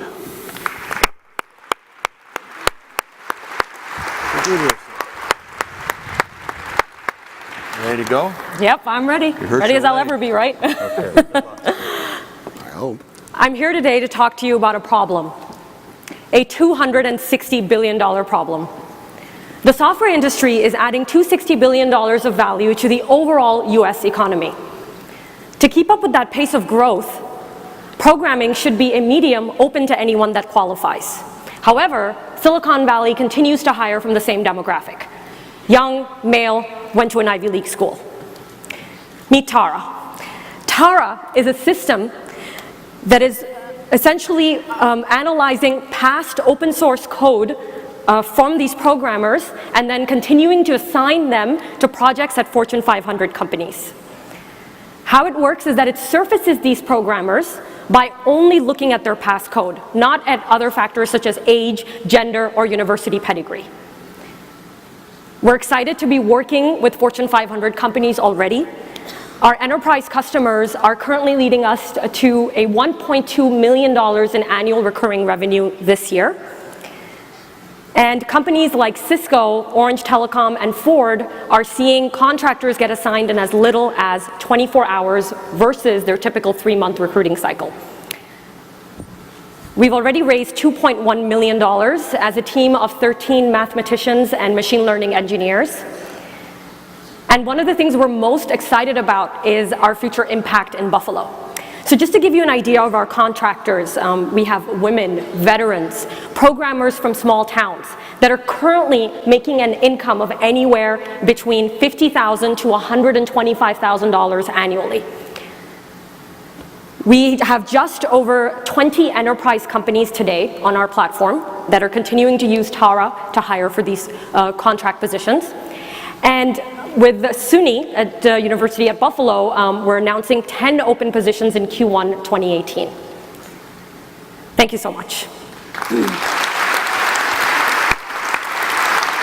job, Drew. Great job. Wonderful. Okay, who wants to kick it off? Melissa. So I really respect and appreciate what you're trying to do in a sector that is clearly facing many isms. Talk to me about the type of jobs you're getting. It's unclear, are they core jobs, are they overflow jobs? Because I'm concerned that there could be somebody else who will come along, cut prices, and it'll be a rounding error for some of these large companies. Yeah, so one of the, that was actually our first major concern when we launched this, because we found that when we were using this AI recruiting system for full-time positions, what happened was recruiters were still taking the candidates through their typical recruiting system. So unconscious biases were still occurring, and we weren't seeing any difference.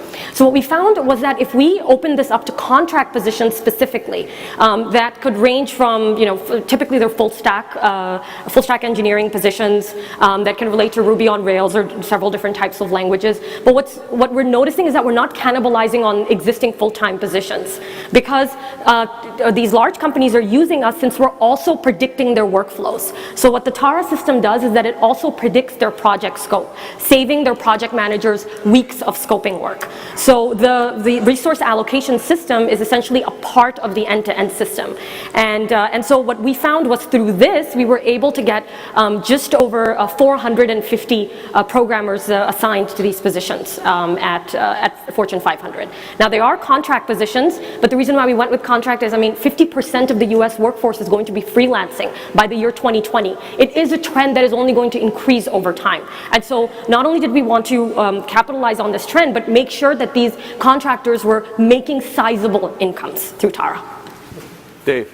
So look, on the face of this is tailor-made for Silicon Valley. Cognizant is up and down the valley in every shop that you could possibly think of. And every single PM, PUM, Eng lead that I can think of bitches about it. How come Silicon Valley didn't fund it? They did. We have $2.1 million in investment. So you're going to move to Buffalo? Yes, and one of the reasons why we want to move to Buffalo is because of the talent. So with a lot of our customers, they're actually based on the East Coast. And so we're excited to hire an enterprise sales team that is able to work East Coast hours. But not only that, if you look at our team itself, we're actually all from state-level universities. Some of us didn't even go to college. And so that's actually in our DNA. It's part of our pedigree. So when I first moved to America, I only got my green card last month, by the way. So I moved to America with about thank you so much. And this was after submitting a 900-page application to prove my extraordinary ability. But I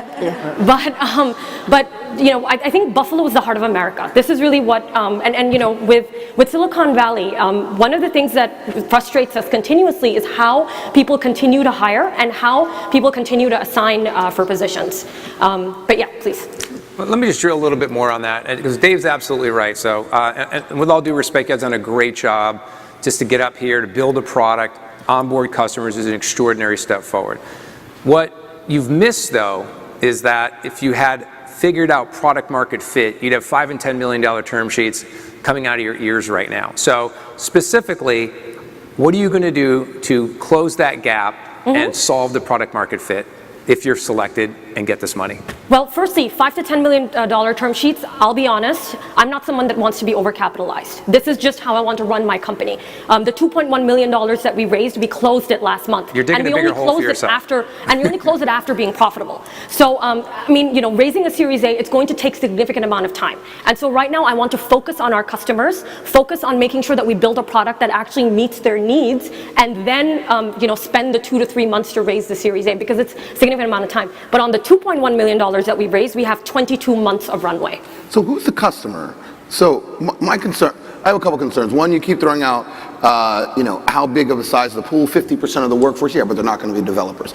$200 or $360 billion, yes, but it's not all contract development. So I'm really having a hard time truly understanding size of market. If you could help me with that, just the honest size of market, not just big numbers. And then the other thing is, who are you actually selling to? The HR hiring manager? I mean, like, who's the... So we skip the HR hiring manager. What we do is we sell directly to the CIOs, as well as engineering managers and product managers, because they're the ones that have the hardest time scoping out the product, and that's really where most of the time is spent. So as soon as they see the kind of time savings that they have with the scoping engine, and then they see that within 24 hours these contractors can be assigned, then they see the value in the product. Now, to go back to your market size question, what we're competing against is the likes of Accenture, PwC, Deloitte. We just won a contract over Infosys. So the idea is, with these large outsourcing agencies, what typically happens is they're not doing any form of prediction. They give you an idea of how long the project will take, and typically the project goes 2x. You can't be competing with them because they're managing the whole process too. Well, no, it was kind of related, which is that, you know, everyone talks about the gig economy, and it's happening for sure. But I think that there's a lack of courage of companies, and maybe this is a bit of advice, which is that my experience with companies like yours is that you charge too little. And that's one of the reasons why it's hard to raise money, and it's one of the reasons why it's hard to prove value to the big companies. You just have to go and charge a fair price, and I don't think you charge a fair price. Try it. That's great advice, and it's actually advice that our investors have given to us as well. So just to give you an idea, when we first started, our average customer is spending about $15,000. As of last month, they're spending $75K, but now next month we're actually closing our first $250,000 contract. But that proves Bonin's and Eric's and Toby's point. If you're getting $15,000 to $75,000 from Fortune 500 companies, you're not doing material work for them. We're going to have to end it there. Okay, thank you. Thank you. Thank you. Great job.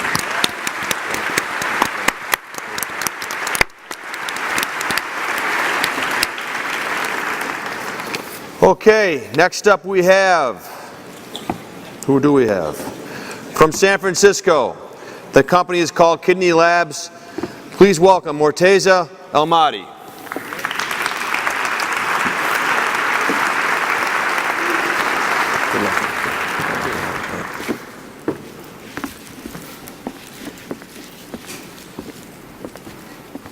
Good evening.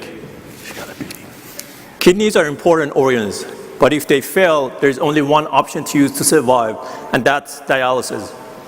Dialysis costs about $82,000 per patient per year, and there are more than 650,000 patients in the United States with kidney failure. That all adds up to a huge market size of more than $50 billion per year only in the United States. Patients have to go to dialysis clinics 3 times a week to clean their blood. However, this is associated with very low survival rate of about 40% in 5 years. Several studies suggest that to improve survival rates, patients are going to need treatment times which are more frequent, more than 3 times a week, and that's where we come in.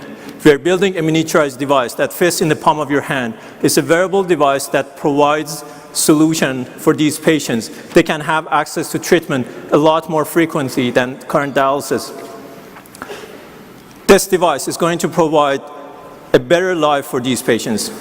We have already tested this device in pig models at UCLA, and so far the result has been satisfactory. Our business model is based on renting our device for $50 per day to distribution channels. the distribution channels are providing the device for free, the service for free to patients, and they get reimbursed by Medicare and Medicaid. We work closely with FDA to bring the device to market. Our team of 8 people are helping us out and focus on developing the device and bring it to market. We are raising $500,000, and we're going to use that to test our device in sheep models with no kidney function for up to 7 days. Most of that money is going to be used to hire people locally in Buffalo. Thank you very much.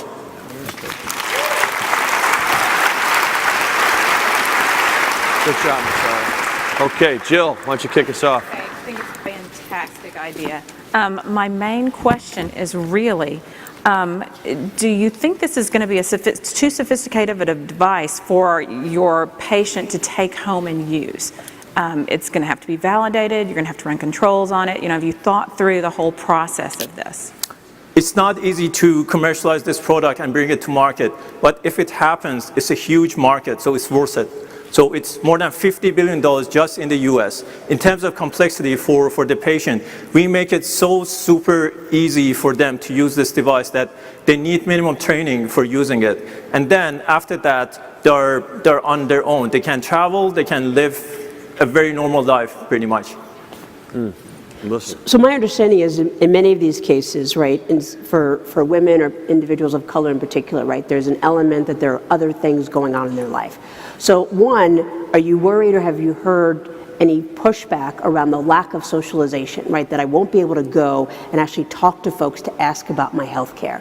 And the second thing is when you have other combining diseases or chronic issues, is there not some value lost because somebody can't put their eyes on you? I mean, think about Meals on Wheels. Like, they're successful because they're going into elder homes, and they're looking around, they're looking in their eyes. Are they healthy? So I'm just concerned, what are we sacrificing for technology with that human interaction of making sure somebody is really okay? We are actually making it a lot better and easier for them.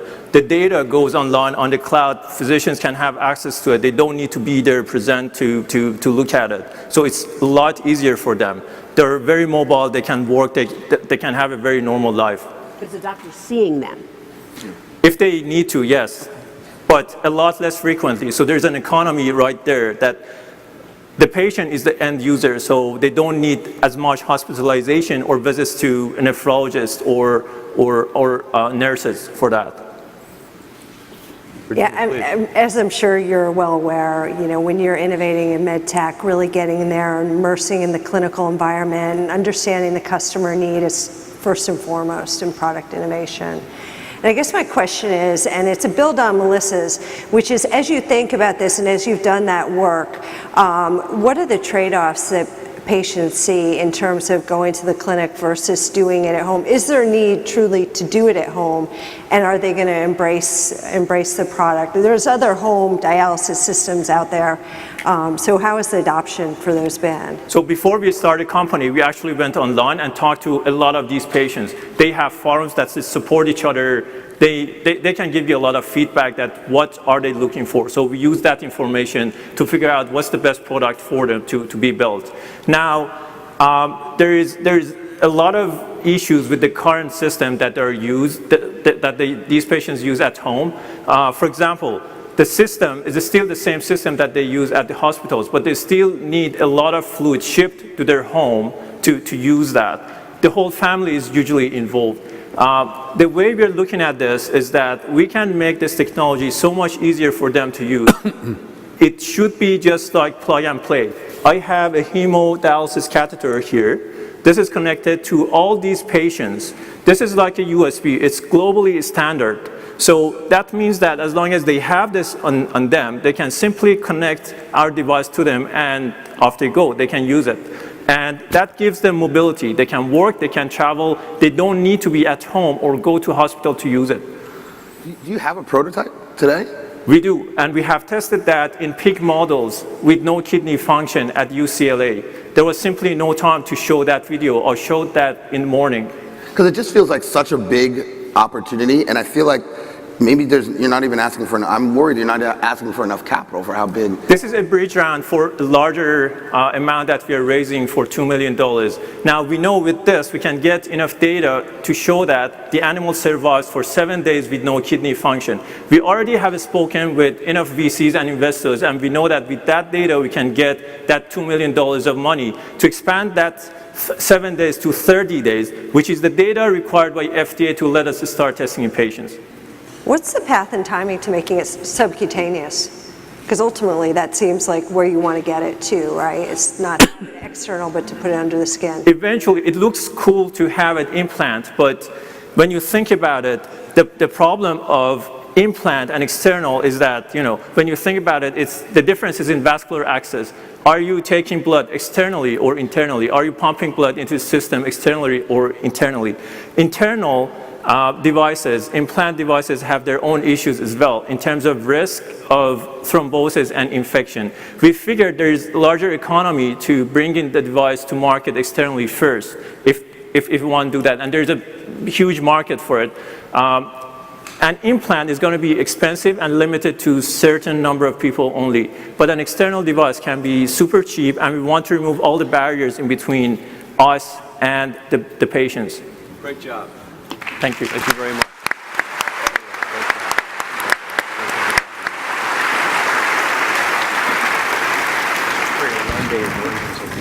Okay, 3 to go.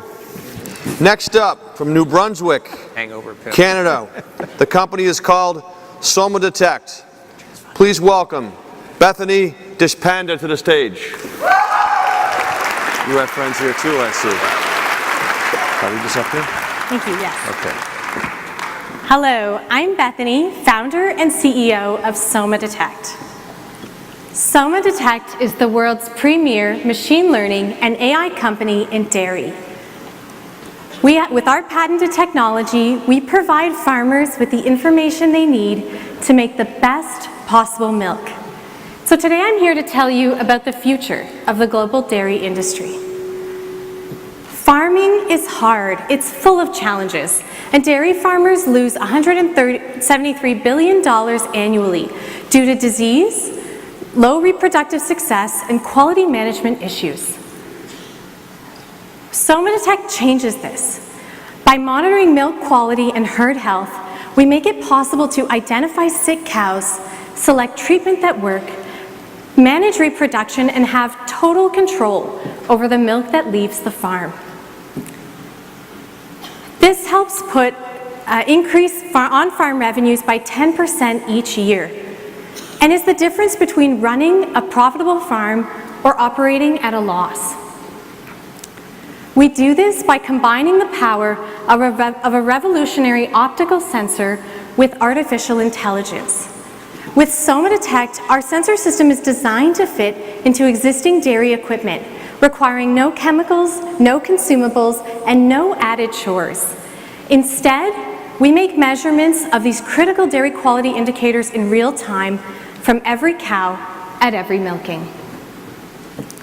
New York is a dairy state. We have more than 1 million cows here and 5,000 farmers.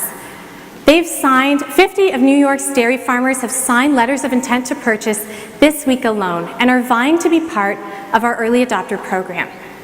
We're scientists, entrepreneurs, and AI experts, and we belong in Buffalo. This is Soma Detect. This is better data for farmers, better milk for consumers, and better lives for cows. Great job. This.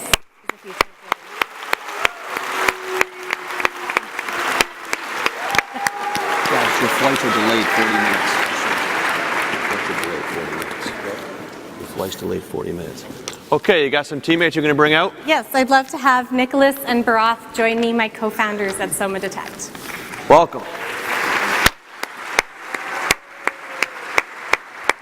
Okay. You're always starting us off. Jill. Okay.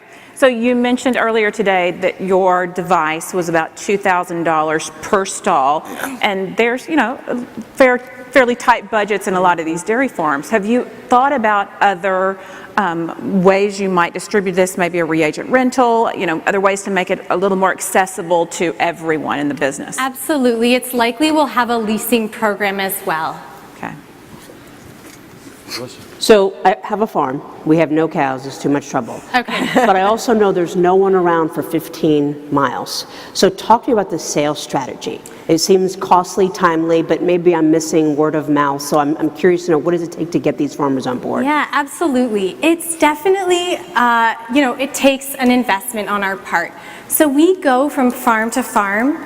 We ask farmers, for example, right now we do it through letters of intent to purchase, where we really have them tell us what they would pay and how many they would need. And this gives us a ton of information about their farms and their sort of specific needs as dairy farmers. Long term, we intend to make sales by this face-to-face, belly-to-belly, interaction with farmers. And we'll likely do this throughout the first 2 years of our operations. As we scale and grow, we hope to license our technology, the sensor aspect, to existing dairy equipment companies, at which point we'll become much more a dairy data and dairy management sort of organization. Love it. You're like right up on the stage, right in. You're like, I'm getting this money. You almost had me sign an LOI, like, yes. If you had cows, Yeah, Bethany, so congratulations on a great business, incredible progress in such a short period of time, and being really capital efficient, so extraordinary opportunity. Two-part question. So off of Jill's point, I spent 2 years at Solar City. We built the most dominant solar company in the United States. The reason for that was the finance component of that. So customers literally, with no money out of pocket, could get a PPA, a power purchase agreement, or a lease product. Have you started discussions yet with any financial institutions? And my biggest concern is that these are small farmers and typically probably don't have the credit scores or credit worthiness component of being able to qualify for these lease or some type of financial structure. Yeah, absolutely. So we have, we're working actually on where we're based in New Brunswick, we're working with the bank that's sort of the bank for most farmers in our province, and that would be a similar structure we would be looking for here. At the same time, I agree with you that some dairy farmers are tight on their finances, but many of them understand the return on investment they're going to get. They understand the benefits. And there's also a lot of grants they receive from dairy processing organizations, especially with respect to sort of the dairy farmer relationship manager. And so often these organizations will pay all or part of new technology, because these processors, of course, and these are the companies producing cheese, yogurt, and everything that we as consumers buy, they want the dairy farmers that they work with to have the cutting edge technology that they need to make great milk. Okay, and my most important question, you're licensing some technology from the inventor, correct? So my biggest issue is that number one, does the inventor, does he have the ability to go and license to potentially other competitors? And number two, are there any performance related issues within your licensing agreement? So the inventor is my dad. My dad. So the answer is yes. Okay. He's highly invested. He's highly invested. My dad has been such an incredible, so my dad asked me to look into commercializing his technology, and this is really something I started to do to support him in his dream of having impact on the world and understanding what his technology was capable of achieving. My dad is 100%, involved in this company, vested in this company, and of course wants to see us succeed. So I am not concerned about the license agreement. I understand your concerns, and we do intend to transfer ownership into the company once we receive funding. Yeah. Bonner, you got a question? Well, I was going to say, I think the sales strategy is too singular right now. I was at PepsiCo, we bought Wimbledon, Frinslandia Campina, the #1 dairy company in Europe, China. First of all, dairy is such a massive problem, but I think the win is, yes, you can go farm by farm, and I think that's one piece, but you kind of touched on it. You need to get PepsiCo to say, you know what, we need to mandate this across across farmers, or, you know, I think you need to go after much, if you really want to commercialize this with any time or real scale. Yeah. Yeah, I'd actually love to talk to you more about that. That's not... She doesn't play around. She's on here. She's like, I'm getting it. I mean, if you have suggestions, I'll take help. But no, that's a fantastic idea. That hasn't been our first action because we want to work with dairy farmers. We're really building something for them that they're willing to pay for. And so that's been our approach first. And then talking to dairy processors who also see value in, you know, the milk that is created using our system, and these other players throughout the chain. There's value for everyone, from cows to farmers to those of us who consume dairy, and we know that. Fantastic. Cool. And you guys were great too. You look great up here. They're great. Great job, Bethany. Thank you. Very proud of you. Okay. All right, our next company is from Chicago, Illinois. To go as Viva Cell. Please welcome to the stage, Cuthbert Simpkins.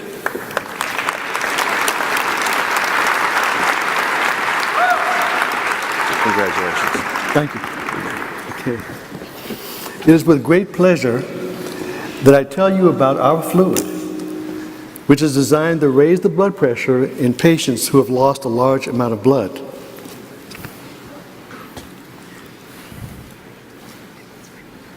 It is scenarios like these, especially the military, where it is necessary to deliver a lot of blood, and our product can have that treatment start on site on the battlefield. However, blood itself and other fluids that are used in these situations have many severe complications. Therefore, we developed VBI-1. This is one of the experiments that we did in the development. In this experiment, we removed blood from rats, put them in a state of shock for 1 hour, and then we gave them various fluids to increase their blood pressure. This curve shows the effect of giving blood. As you expect, it comes up. Our product is a phospholipid nanoparticle, and when we've had a diameter of 300 nanometers, we gave the fluid, it only went up transiently. Next, we reduced the size to 94 nanometers, and the pressure came up and stayed up much like that of blood. However, VBI-1 is safer than blood. It costs less, it's more stable, it doesn't transmit disease, and it's metabolizable, and is very readily handled by the body. This is a new and disruptive paradigm. It is not a blood substitute, it's designed specifically for shock. We have 9 US patents and 28 patents in international jurisdictions. The addressable market is over $13 billion, and we have a pipeline of other products. The short regulatory pathway is possibly shorter. We're on track to finish a phase 2A study by the third quarter of 2019, after which we will do a transaction for shareholders. We're impressed by the manufacturing capacity of Buffalo, and I want to thank you very much for the opportunity to present our product to you and to our audience.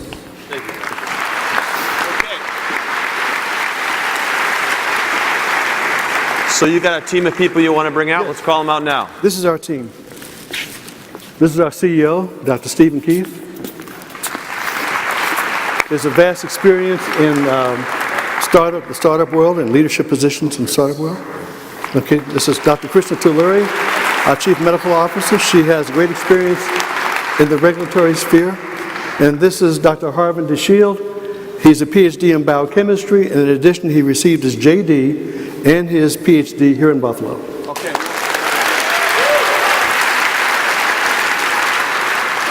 So, Virginia. Yes, I'll start it off. So thank you so much for your presentation. And I've seen it a couple times now, and I've read through the materials, and I'm still sort of not getting, like, how does this work? What's the, what do you know about the mechanism of action of this? We did with mass spectrophotometric experiments. We found out that that our product is a reversibly absorbs nitric oxide. As you know, nitric oxide is critical for keeping blood vessels open. And when you have too much nitric oxide, which is what happens in shock, the blood vessels are too open and the blood pressure drops and the patient dies. There is no therapy for that whatsoever. Blood doesn't manage that, nothing manages that. So when this was first discovered, that nitric oxide was important, scientists developed inhibitors of nitric oxide synthase. But then you stopped all the nitric oxide, everything clamped down, and there was no blood flow. So the conundrum here was, how do you reduce the bioavailability of nitric oxide without stopping its production? And that's what we've achieved. It's like a sponge, like a buffer. It takes up the nitric oxide, but we've also demonstrated that it readily releases it. No, I think that's great. That's a good explanation, and that leads to my second question, if I may, about the regulatory path. So you're going a pharma path, and I thought it was really interesting because I've talked to a number of companies lately that have sort of surprised me about there's the drug regulatory path and there's the device regulatory path. And we think of the drug path as being a little bit harder. And so as I was thinking about this and the mechanism of action, it got me thinking, have you really considered whether this could go a device regulatory path, which is a lower barrier? It is, but at the same time, if it's working like a sponge, it's more like it would be device, like a device. Right? But that wouldn't get categorized like that regulatory wise. So what we actually consulted with experts, and we went ahead and submitted the IND with all the ingredients, with all the information, and with the trial design that we are proposing, which is a phase 2A, which is unusual, but all the ingredients are well known to man, and it was used in several things before, and it's a combination of the ingredients. So with that, with the protocol we submitted to the FDA, they didn't have any objection when it comes to the trial design, which is a very small trial, but it would give us proof of concept. And in addition to that, what they had was, they had a couple of questions and clarifications required for the manufacturing aspect of it. So that as long as we take care of it, we are a go. Yeah, you're too far down the path now, but I have seen companies where they've been able to work with the FDA on a simpler path. Jill. You mentioned that this would be good for the military and things like that. What are the storage conditions you have to have it under? What sort of transportability you have to have? Is it something that's limited as far as how much you could infuse into somebody? Things like that. It has a shelf life of at least 12 months. Wow. Plus more. And that's at room temperature. And as far as its stability and its transportability, it's fully transportable. We can add various things to it. And there's no real limit you can give. We've replaced about 60% of the blood volume with this. So, and you're pretty much, what's lethal is about 30% of your blood volume. So it probably sees what's necessary. With further experimentation, we may be able to replace 100% of the blood volume. But that's a different situation. Yeah. Eric, please. I'm not in a position to comment. Well, yeah, if you want to make a comment. One last thing. And in terms of storage, we are talking about at room temperature. It will not require refrigeration. Right. We got that point. Yeah, so that part, it's not my specialty, but you mentioned something about a corporate entity that would do a spin-off of this company. So where would if you got funded, where would the money go and how would that work out? If in fact we did the spin out, what we would do is to use proceeds from that, number one, to possibly provide a financial return to existing investors, but mostly to reinvest into the pipeline products which are based upon the VBI1 platform. Are you saying that the money that you raise would go directly to your investors? Excuse me, in terms of the transaction. You had asked in terms of if we did a transaction after phase 2A, one of the things we would consider that the board of directors, whether in fact we wanted to have, for instance, a dividend going back to investors. But that is not a guarantee. We really have to look at the landscape at that time, whether a spin out of a subsidiary is the best thing or a licensing deal. And if we did the licensing deal, the upfront payment would go and be reinvested into the company for future products. I'm sure. Can we go, look, of all the things that we have seen, you might be doing the most important work for people that we've seen. And probably Period. the biggest business. And probably the biggest business, without question. I have no idea if it's real. I can't pronounce any of the words that you used. You're way smarter than I am, and that's cool. But what the heart of what Eric's question is a good one. Everything that we see when we look through your stuff, to me, looks like you want to sell the business or license the business. So, dumb guy, smart guy, do you want to put jobs in Buffalo, and how many of them? Are you going to build a company? We are committed, and it's our estimate that we will add about 22 jobs into Buffalo very quickly. As well, working with the manufacturer that is actually here in Buffalo, Athenix, they would probably have to staff up as well. But we are committed towards building a company that is here for the long term. Our ambition is to have the next Merck or Pfizer, and that's what we're committed to build a company starting with this platform and then growing from there. But as a small company, it is typically in biotech and pharmaceuticals, your first one or two products you will out-license because you cannot build up the commercialization capability, marketing and sales that you need to compete against Merck and Pfizer. So that's where you do the out-licensing deal. You get an upfront payment and a percentage of the revenue coming back to the company, and then build from there. And ultimately, we would build our own capability from soup to nuts in terms of being a pharmaceutical company. We are committed to doing that here in Buffalo. We have family relations here. A couple of us have lived here. We are committed to doing it here because it's a wonderful environment. The coordination between the hospital, the manufacturing, the basic science, and what we're trying to do. Okay, we're going to have to leave it there. Thank you. Thank you.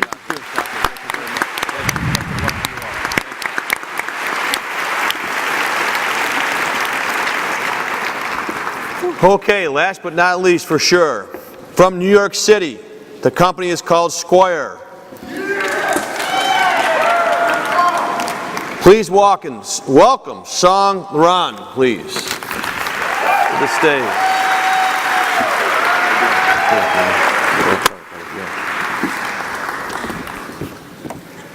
Hi, I'm Song, and we are Squire. We make it easy for guys to find great barbers and book and pay for their haircut.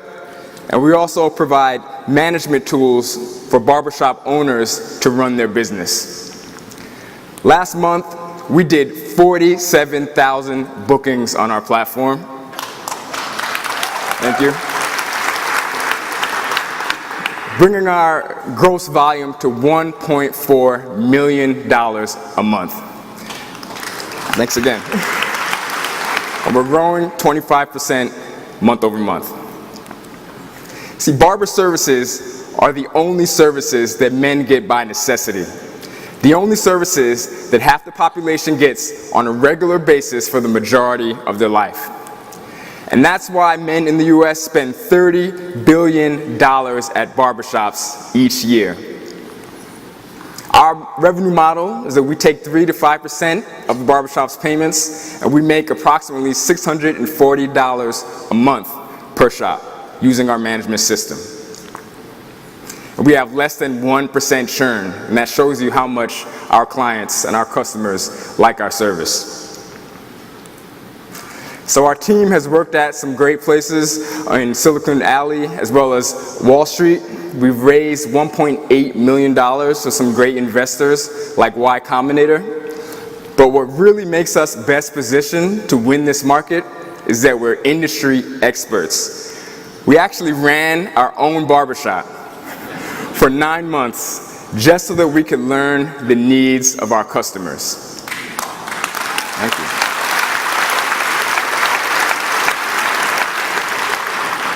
So we're both from New York, and we're really excited to move to Buffalo. We're at the point now where Squire is ready to scale across the US and around the world, and we need to hire. We need to hire sales, we need to hire support, we need to hire marketing. And we think that Buffalo would be the perfect place to do that. There's a ton of really talented people that we're eager to work with. Thank you. Thank you.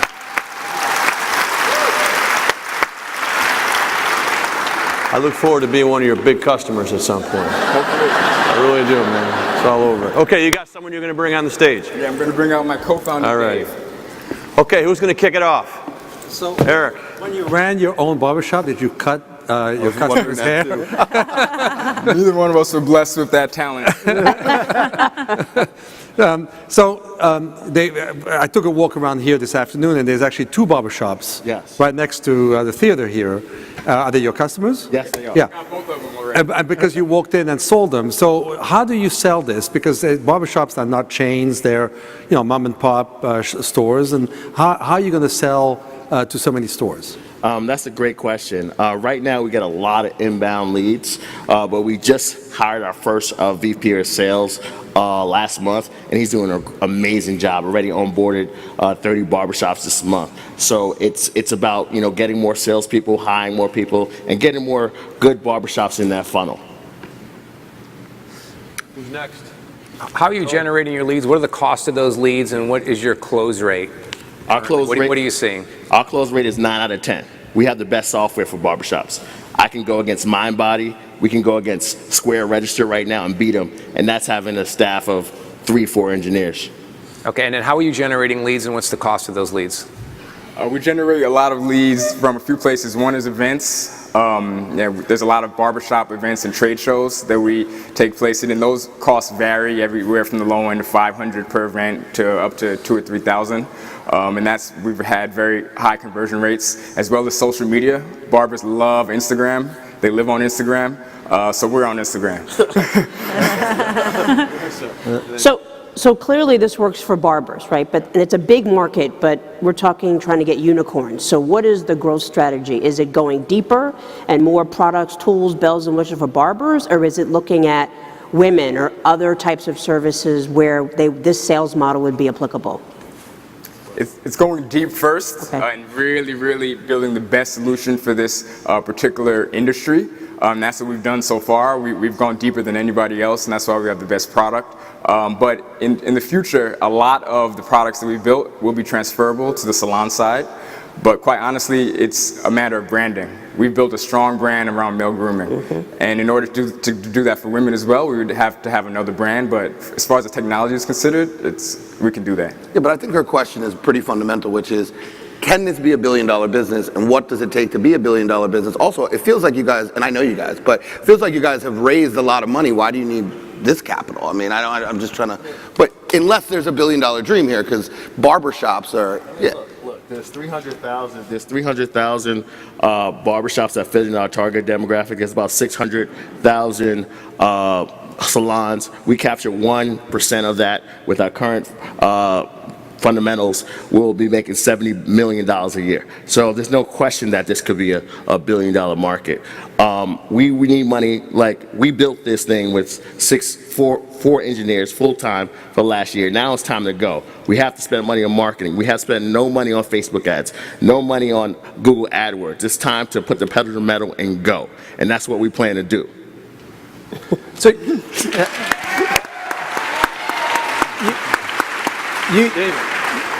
you guys have raised a lot of money just to build on kind of where you're going here. This would be yet another investment. You got the guy who kind of literally teaches the book on entrepreneurship sitting here. We watch lots and lots of companies overcapitalize themselves, get themselves into weird spots with terms, and then you can't get out from under it. And so I think you guys have a choice. I think you guys could you're going to make a lot of money doing this. Straight up. Your market's good, your product's great, you guys could make a lot of money.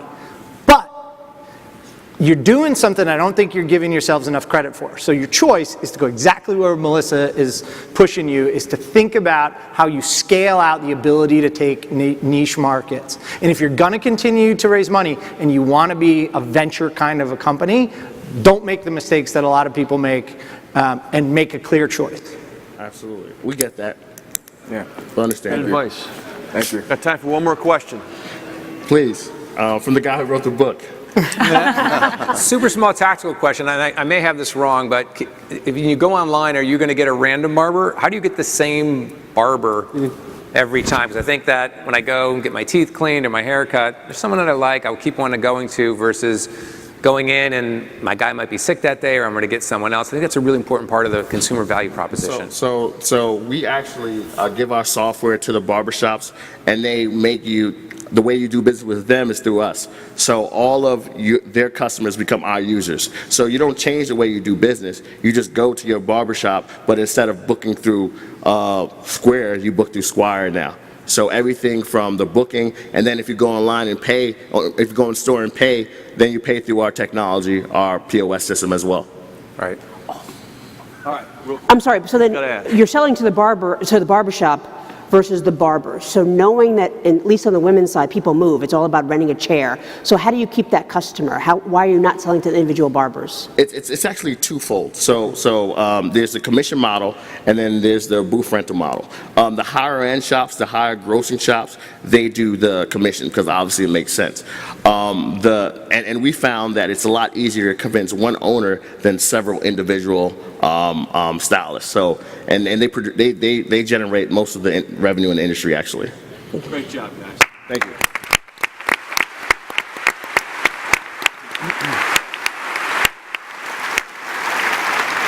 Okay, we got to start out by giving it up for our judges. What a wonderful job you guys did. It's such a weird niche market. Unbelievable. All right, we're going to let you guys go and do what you got to do, which is figure out which 8 companies are about to win $5 million.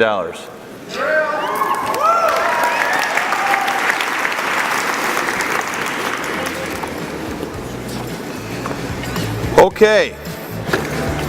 Now pull out your phones because it's time to cast your votes for our People's Choice Award presented by Simonelli Real Estate Corporation and my good friend Paul Simonelli. Okay, can you hear me? Step down. All right. I still need this thing. I'm not that dexterous. Okay. Ready to go?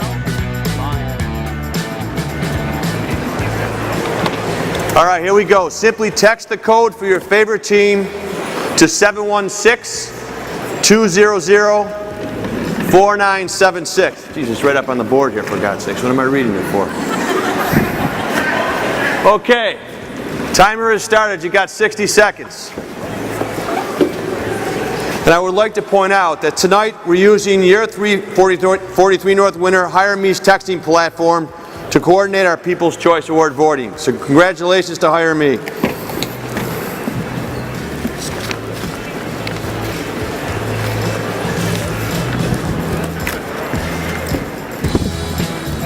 don't think we need that anymore, right? I don't think we need that anymore.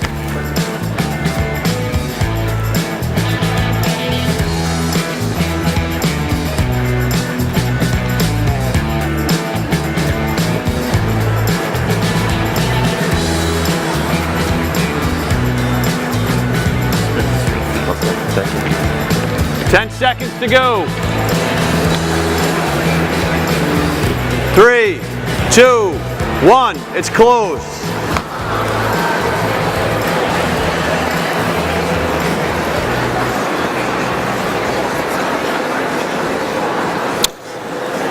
Okay.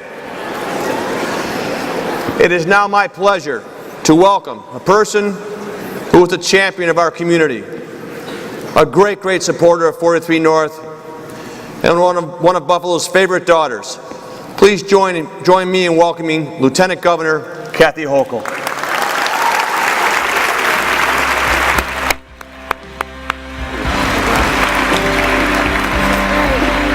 Great to see you. Good evening, everyone. Is the suspense building? Well, I first of all want to acknowledge the fact that we have our Mayor Byron Brown in the house. Let's give it up for our great Mayor Byron Brown. I also want to add my voice to the people who've acknowledged the incredible leadership of Bill Maggio and John Comel and John Gavigan and the founder of this program, Jordan Levy. So I just want to say it is an honor to be here. But first of all, I have a few observations. I mean, this is October, right? Has anybody noticed an unprecedentedly incredible spell of great weather we've been having? Okay. Another observation Did anybody notice the Bills are in sole possession of first place? Okay. And what about signing Jack Eichel to 8 years? And all in the same week, the rest of the world has its eyes on Buffalo, waiting to see with bated breath who the next entrepreneurs of the future are. So if I could just paraphrase Shoeless Joe Jackson in one of my favorite movies, Field of Dreams. Is this heaven? No, this is Buffalo. I want to tell you, this is my hometown, and as Lieutenant Governor, I cover the entire state, it seems like every day. I was in Binghamton and Albany just a few hours ago. But this is my hometown. And to see what has occurred under the leadership of Governor Cuomo, who said, if I can bring back Buffalo, when we were down and out for 40 straight years, then we can do anything. Ladies and gentlemen, have we brought back Buffalo, New York? Yes, indeed we have. And a cornerstone of reversing the negativity that just swallowed us up for decades, my entire life, is the 43 North competition, because the rest of the world knows that we are now on the map and we are being recognized in places that just a few short years ago would have been impossible. Entrepreneur Magazine saying we're not #1 yet, but we are #2 in the nation for startups and entrepreneurs. How about that recognition? We are the best destination by rankings for millennials. There was a brain drain that went on for 50 straight years, and now the millennials are staying, and the ones who left are coming back. So welcome home, millennials. This is the place to start your future. And 43 North, the competitors that we've seen here tonight, are they not just brilliant? I mean, let's give them all a round of applause. They are amazing.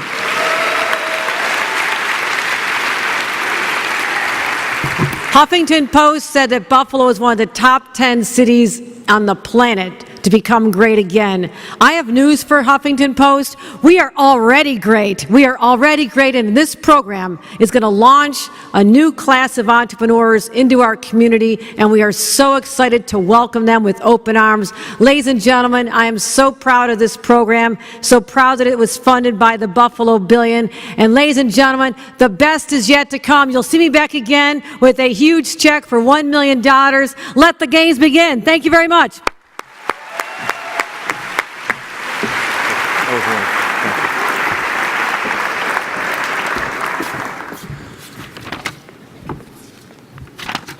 Okay, I'm going to step back. I'm going to ask Colleen Heidegger to come out. I'll be back in a few minutes. I'm going to go meet with our judges, and we're going to figure out what's going on here. Colleen, please.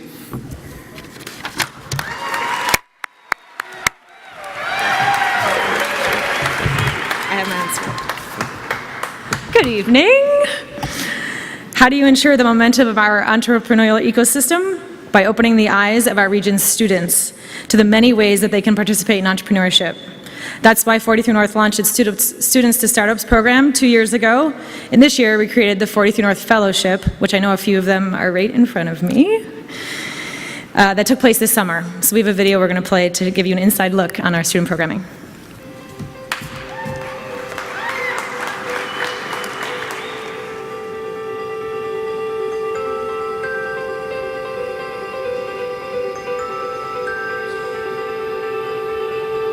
I think it's very important to teach students that they have an opportunity to not just work for someone else, but that they can work for themselves and be creative and start small businesses in America. Careers that maybe they never had even thought about, and how they can marry what they love to do and what their interests are with a job someday. As an organization, when we were sitting down talking about strategy and how we want to affect this culture of entrepreneurism that we've been tasked with creating in Buffalo, it was critical for us to not neglect the next generation. We decided this year in particular we were going to double down on our efforts that we put in last year.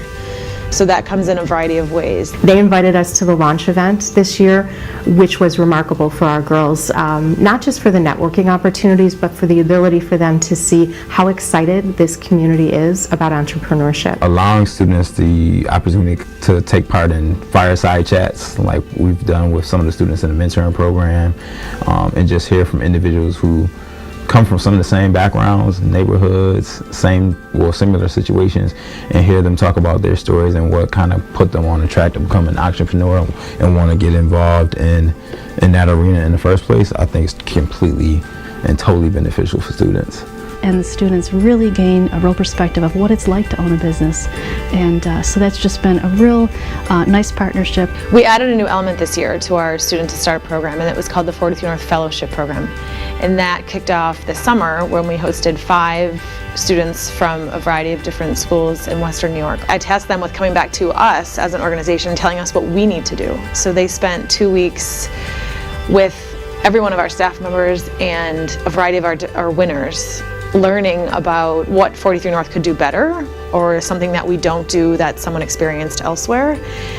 So it was kind of scary in the beginning, and they told us what we'd be doing here, interviewing and trying to figure out ways to help this organization become better. And I wasn't really sure what to expect, but the moment I walked in here, I was shocked. It's a place with so much energy and so much passion. Before I came here, I didn't know there was so many startup companies that was going around in Buffalo, or how Buffalo has grown so much from when I first came here.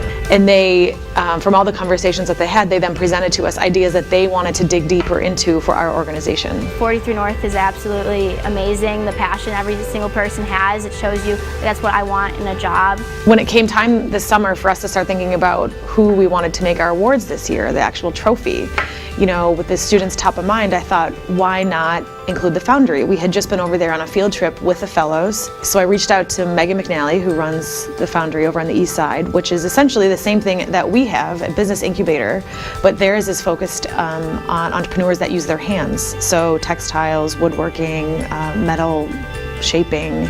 So these students are spending 9 months in a construction program where they'll receive their GED certificate at the conclusion of it.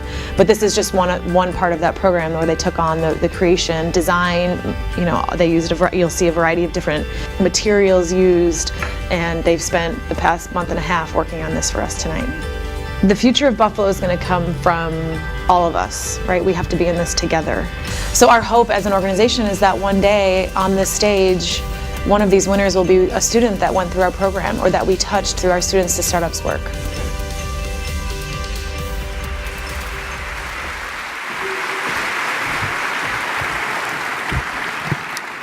Hi, I'm Pete Burkowski. I'm the Director of Marketing for 43 North. And over the 4 years since 43 North's been around, we've had more than 1,500 media stories about Buffalo's startup scene. And as the Lieutenant Governor mentioned before, one of the ones from this past year was Buffalo being named as one of the 8 booming startup communities in the country. So let's give it up for ourselves on that one.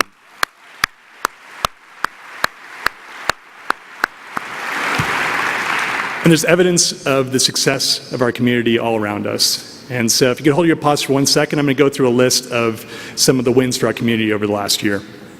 Let's start with Circuit Clinical. They're a startup that makes it easier for patients to take part in clinical trials. After joining Startup New York and getting a ton of positive exposure for being a semifinalist in 43 North last year, and receiving funding from the University of Buffalo's Buffalo Institute for Genomics and Data Analytics, they decided to locate their headquarters on Delaware Avenue, where they plan to create 100 jobs. Back USA, which makes laptops and tablets on Buffalo's east side. Well, those guys raised another $10 million, doubled the size of their facility, and signed a deal to sell their laptops in Microsoft stores across the country. Sentient Science, which uses material science technology to test and monitor large industrial equipment, they raised $22.5 million in Series B funding, which will enable them to more than double the size of their staff here in Buffalo. And in June, Athenex, a company that's developing novel therapies for the treatment of cancer, had its IPO on NASDAQ. Let's give it up for these companies.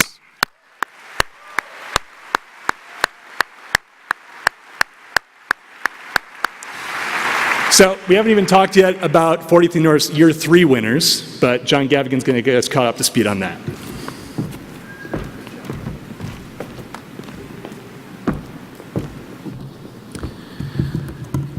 For the last 9 months, 43 North's Year 3 winners have been hard at work raising capital, acquiring new customers, building partnerships with local businesses, and growing their teams. So let's take a look. Okay, Nate Benson again, still working to make my way inside and see the show. Really hope I haven't missed the pitches. Been waiting all year for those, so that would be a bummer. Anyway, since I have you here, how about I talk about what our Year 3 winners have been doing in Buffalo since joining us 12 months ago and competing on stage at 43 North.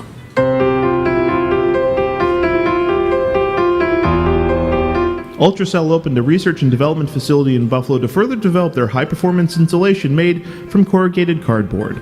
They already have millions of dollars in pre-orders, and they plan to open a full-scale manufacturing plant in western New York. Oncolinks went to space. Go for main engine start.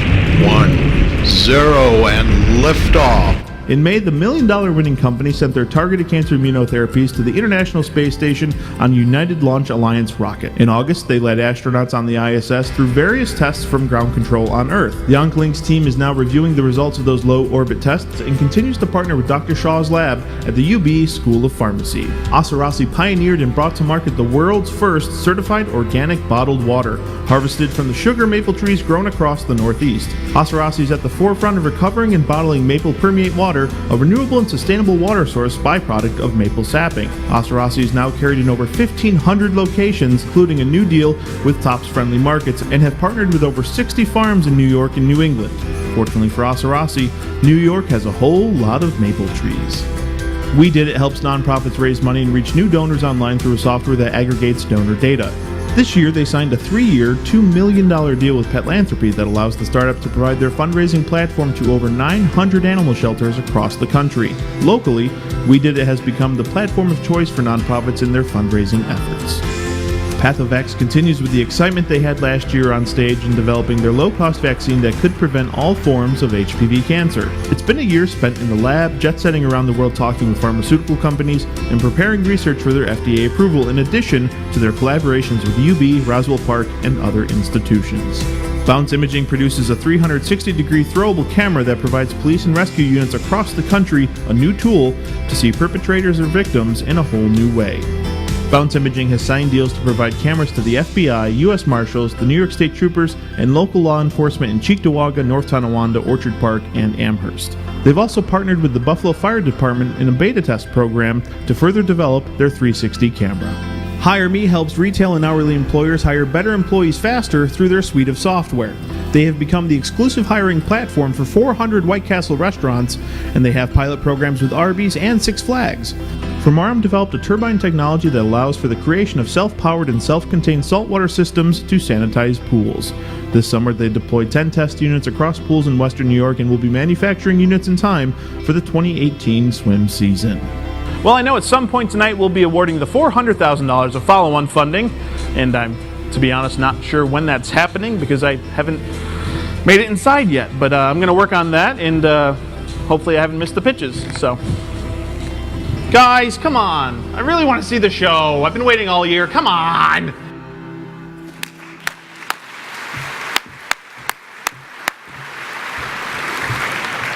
Last year, 43 North debuted our follow-on funding program, which allows us to double down with additional investment for one winning company to help them to continue to grow in Buffalo. Any 2016 winner, other than our $1 million prize winner, is eligible for this consideration. This year's follow-on investment will be $400,000. Where's our class of winners out there? You guys ready? Come on, give it up. I'm excited to say that this year's recipient will be Hire Me.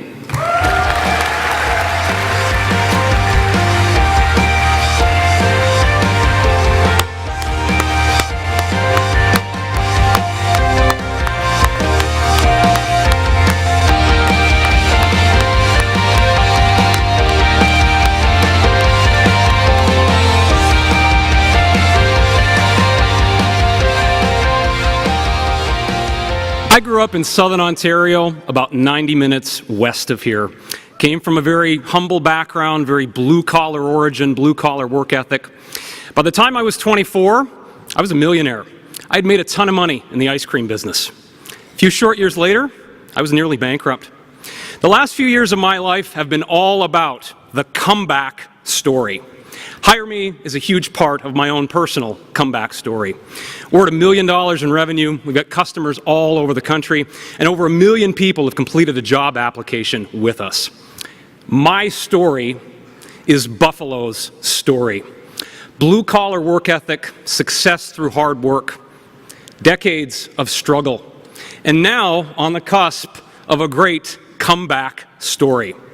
I've lived here for the last year with my wife, my team, my newborn little girl, and I can tell you that Buffalo is in the middle of the greatest comeback story in American history.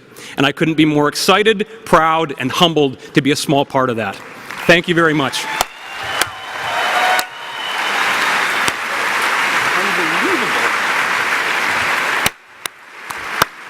Wow. And now we get to the awards for tonight's finalists. Come on, yeah, it's all right. We're hearing some noise, baby. First up, we've got our $10,000 People's Choice Award that you all voted for. So, Paul Simonelli, come on out. You ready?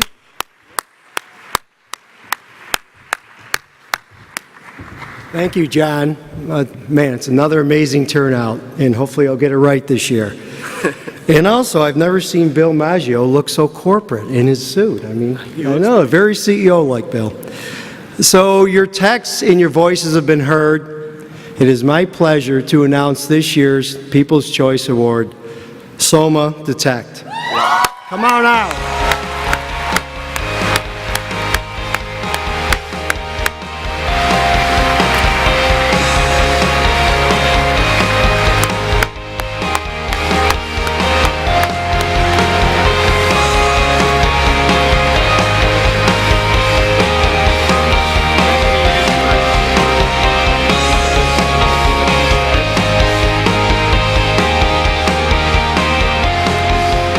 Thanks, Paul. Congratulations, Bethany. Now, the big money, which is provided by Governor Cuomo's Buffalo Billion Initiative, Empire State Development, and the New York Power Authority. As you can imagine, this was a tough task for our judges to determine which startups would receive a cut of $5 million. But the results are in. I'd like to bring up a few people to help us present these awards. Welcome back, Lieutenant Governor Kathy Hochul. New York Power Authority Chairman John Comel.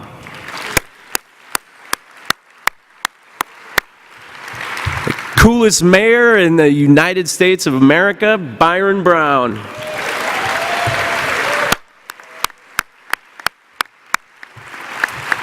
Ralph C. Wilson Foundation President and CEO, David Agner. Hey, buddy. And 43North's Board of Directors, Bill Maggio, Pete Grum, Tyra Johnson, Jordan Levy, Norma Nowak, Christina Orsi, and Eric Reich.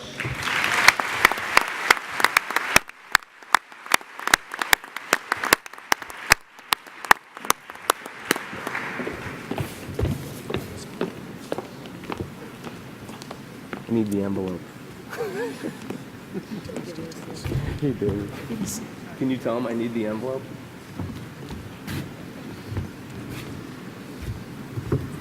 Might help.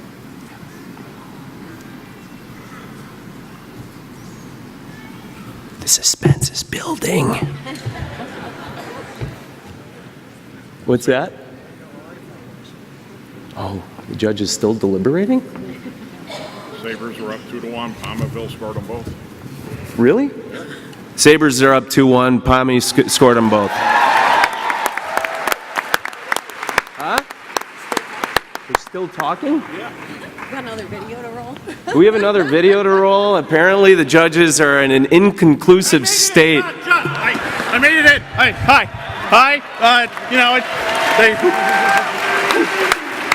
How you doing? I'm great. Did I miss the pitches? No, we haven't even started them yet. Oh, good. I'm going to go get my seat and enjoy the show. All right. I love it. Nate Benson, everybody. Why don't we take a few minutes off here and we'll sit down and shoot. What's that? You guys want, hey Sean, DJ Sean Heidinger. Let's put on some tunes or something. Let's get this place all revved up.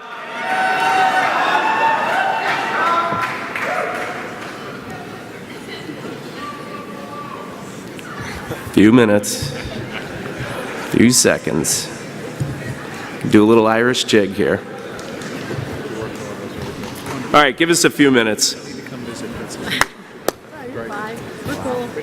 you doing, buddy? Okay, how about you?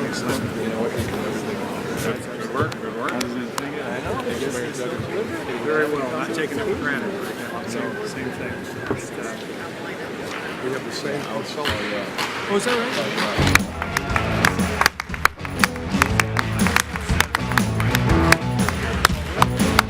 Hey, Bill? Do they have it?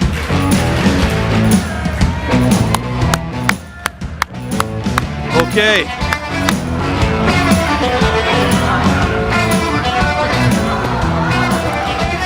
That's it. Okay. What do you want me down here? Yeah. Oh, wow. Whew.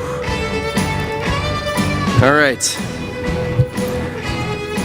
Is everybody excited? Let's giddy up. Come on, let's congratulate all these finalists for doing a great job. Our first $500,000 award goes to Femi Secrets.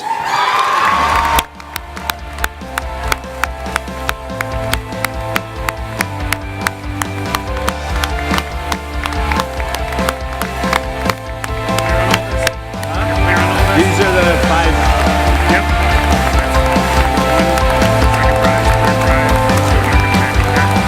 Well, which one's the 4th place? That doesn't make any difference. There's no difference. All the 4th place. Our second $500,000 award goes to Kangaroo Time.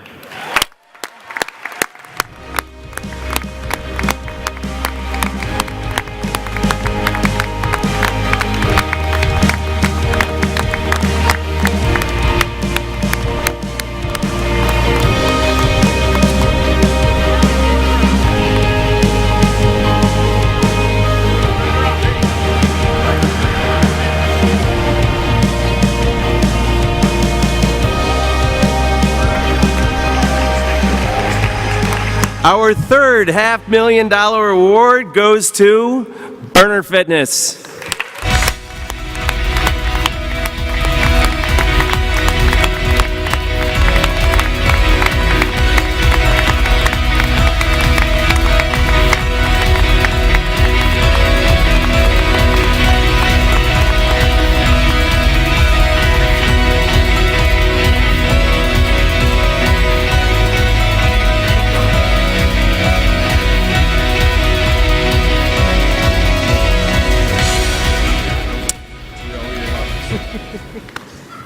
Our fourth $500,000 award goes to Terra AI.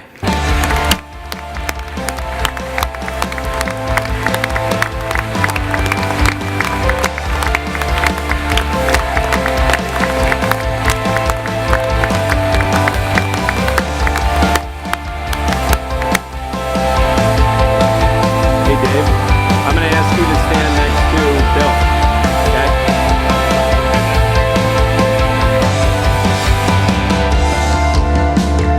Good job, guys. To present our fifth $500,000 award, I'd like to ask Dave Egner to join Bill Maggio. And the award goes to Sun Care.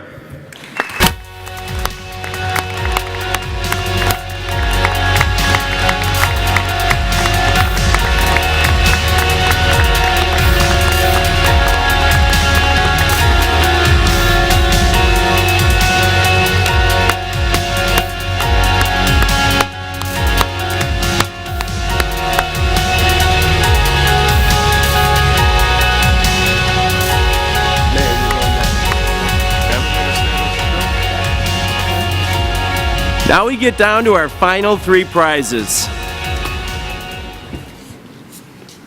Mayor, you ready? We're gonna get it? The next award goes to Kidney Labs.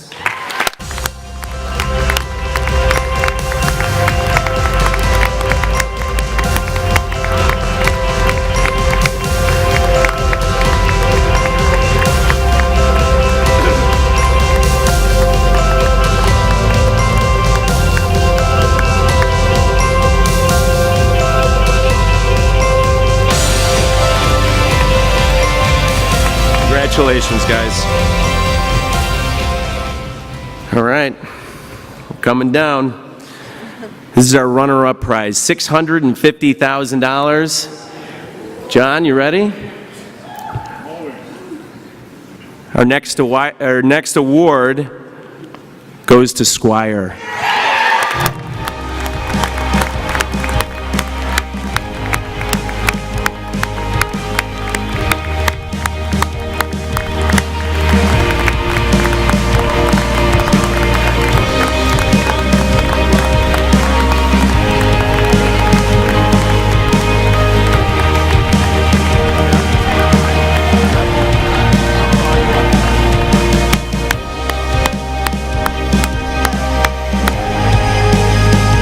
Congratulations, guys. All right. You guys ready? Everybody ready? It's going to take another year to get to this point. Come on, let's hear it. We're down to the moment. The presentation of our $1 million prize. Lieutenant Governor, you want to come up and do the honors? Happy to. Come on, here we go. It gives me great pleasure on behalf of Governor Cuomo to announce the 2017 grand prize winner of the 43 North competition goes to Soma Detect.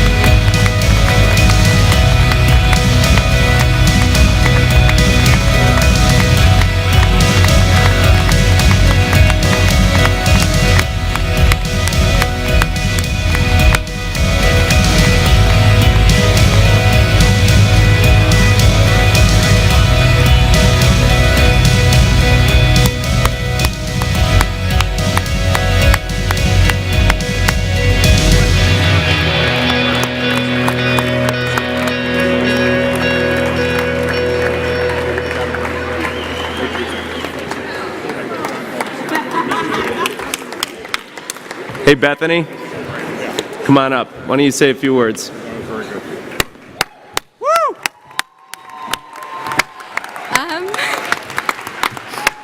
Thank you so much. I don't even know where to begin. What an incredible surprise. I'd love to thank my team who have been here with me this week, going to farm visits and also supporting me, and I guess as we all supported each other throughout all the activities of 43 North. I'd like to thank dairy farmers and the dairy industry who, have really taken a chance on us. Yeah, we're bringing new tech and new people into their world and are so thankful for the welcome we've gotten. And ultimately, I'd like to thank my dad who has always supported me, believed in me, and thank you very much. Great job. This evening, we didn't just crown our next class of 43 North winners, but we welcomed our newest members to our family. Tonight, we'll celebrate, but tomorrow we'll roll up our sleeves and get back to work. And whether your role is that of a founder, investor, employee, customer, supplier, or mentor for a startup. Let's do everything we can to build our community's next great success stories. We move forward together. Thank you and good night. Thank you for attending 43 North Finals. Please exit via the doors at the rear of the theater. If you have a VIP badge, please remain in your seats until called.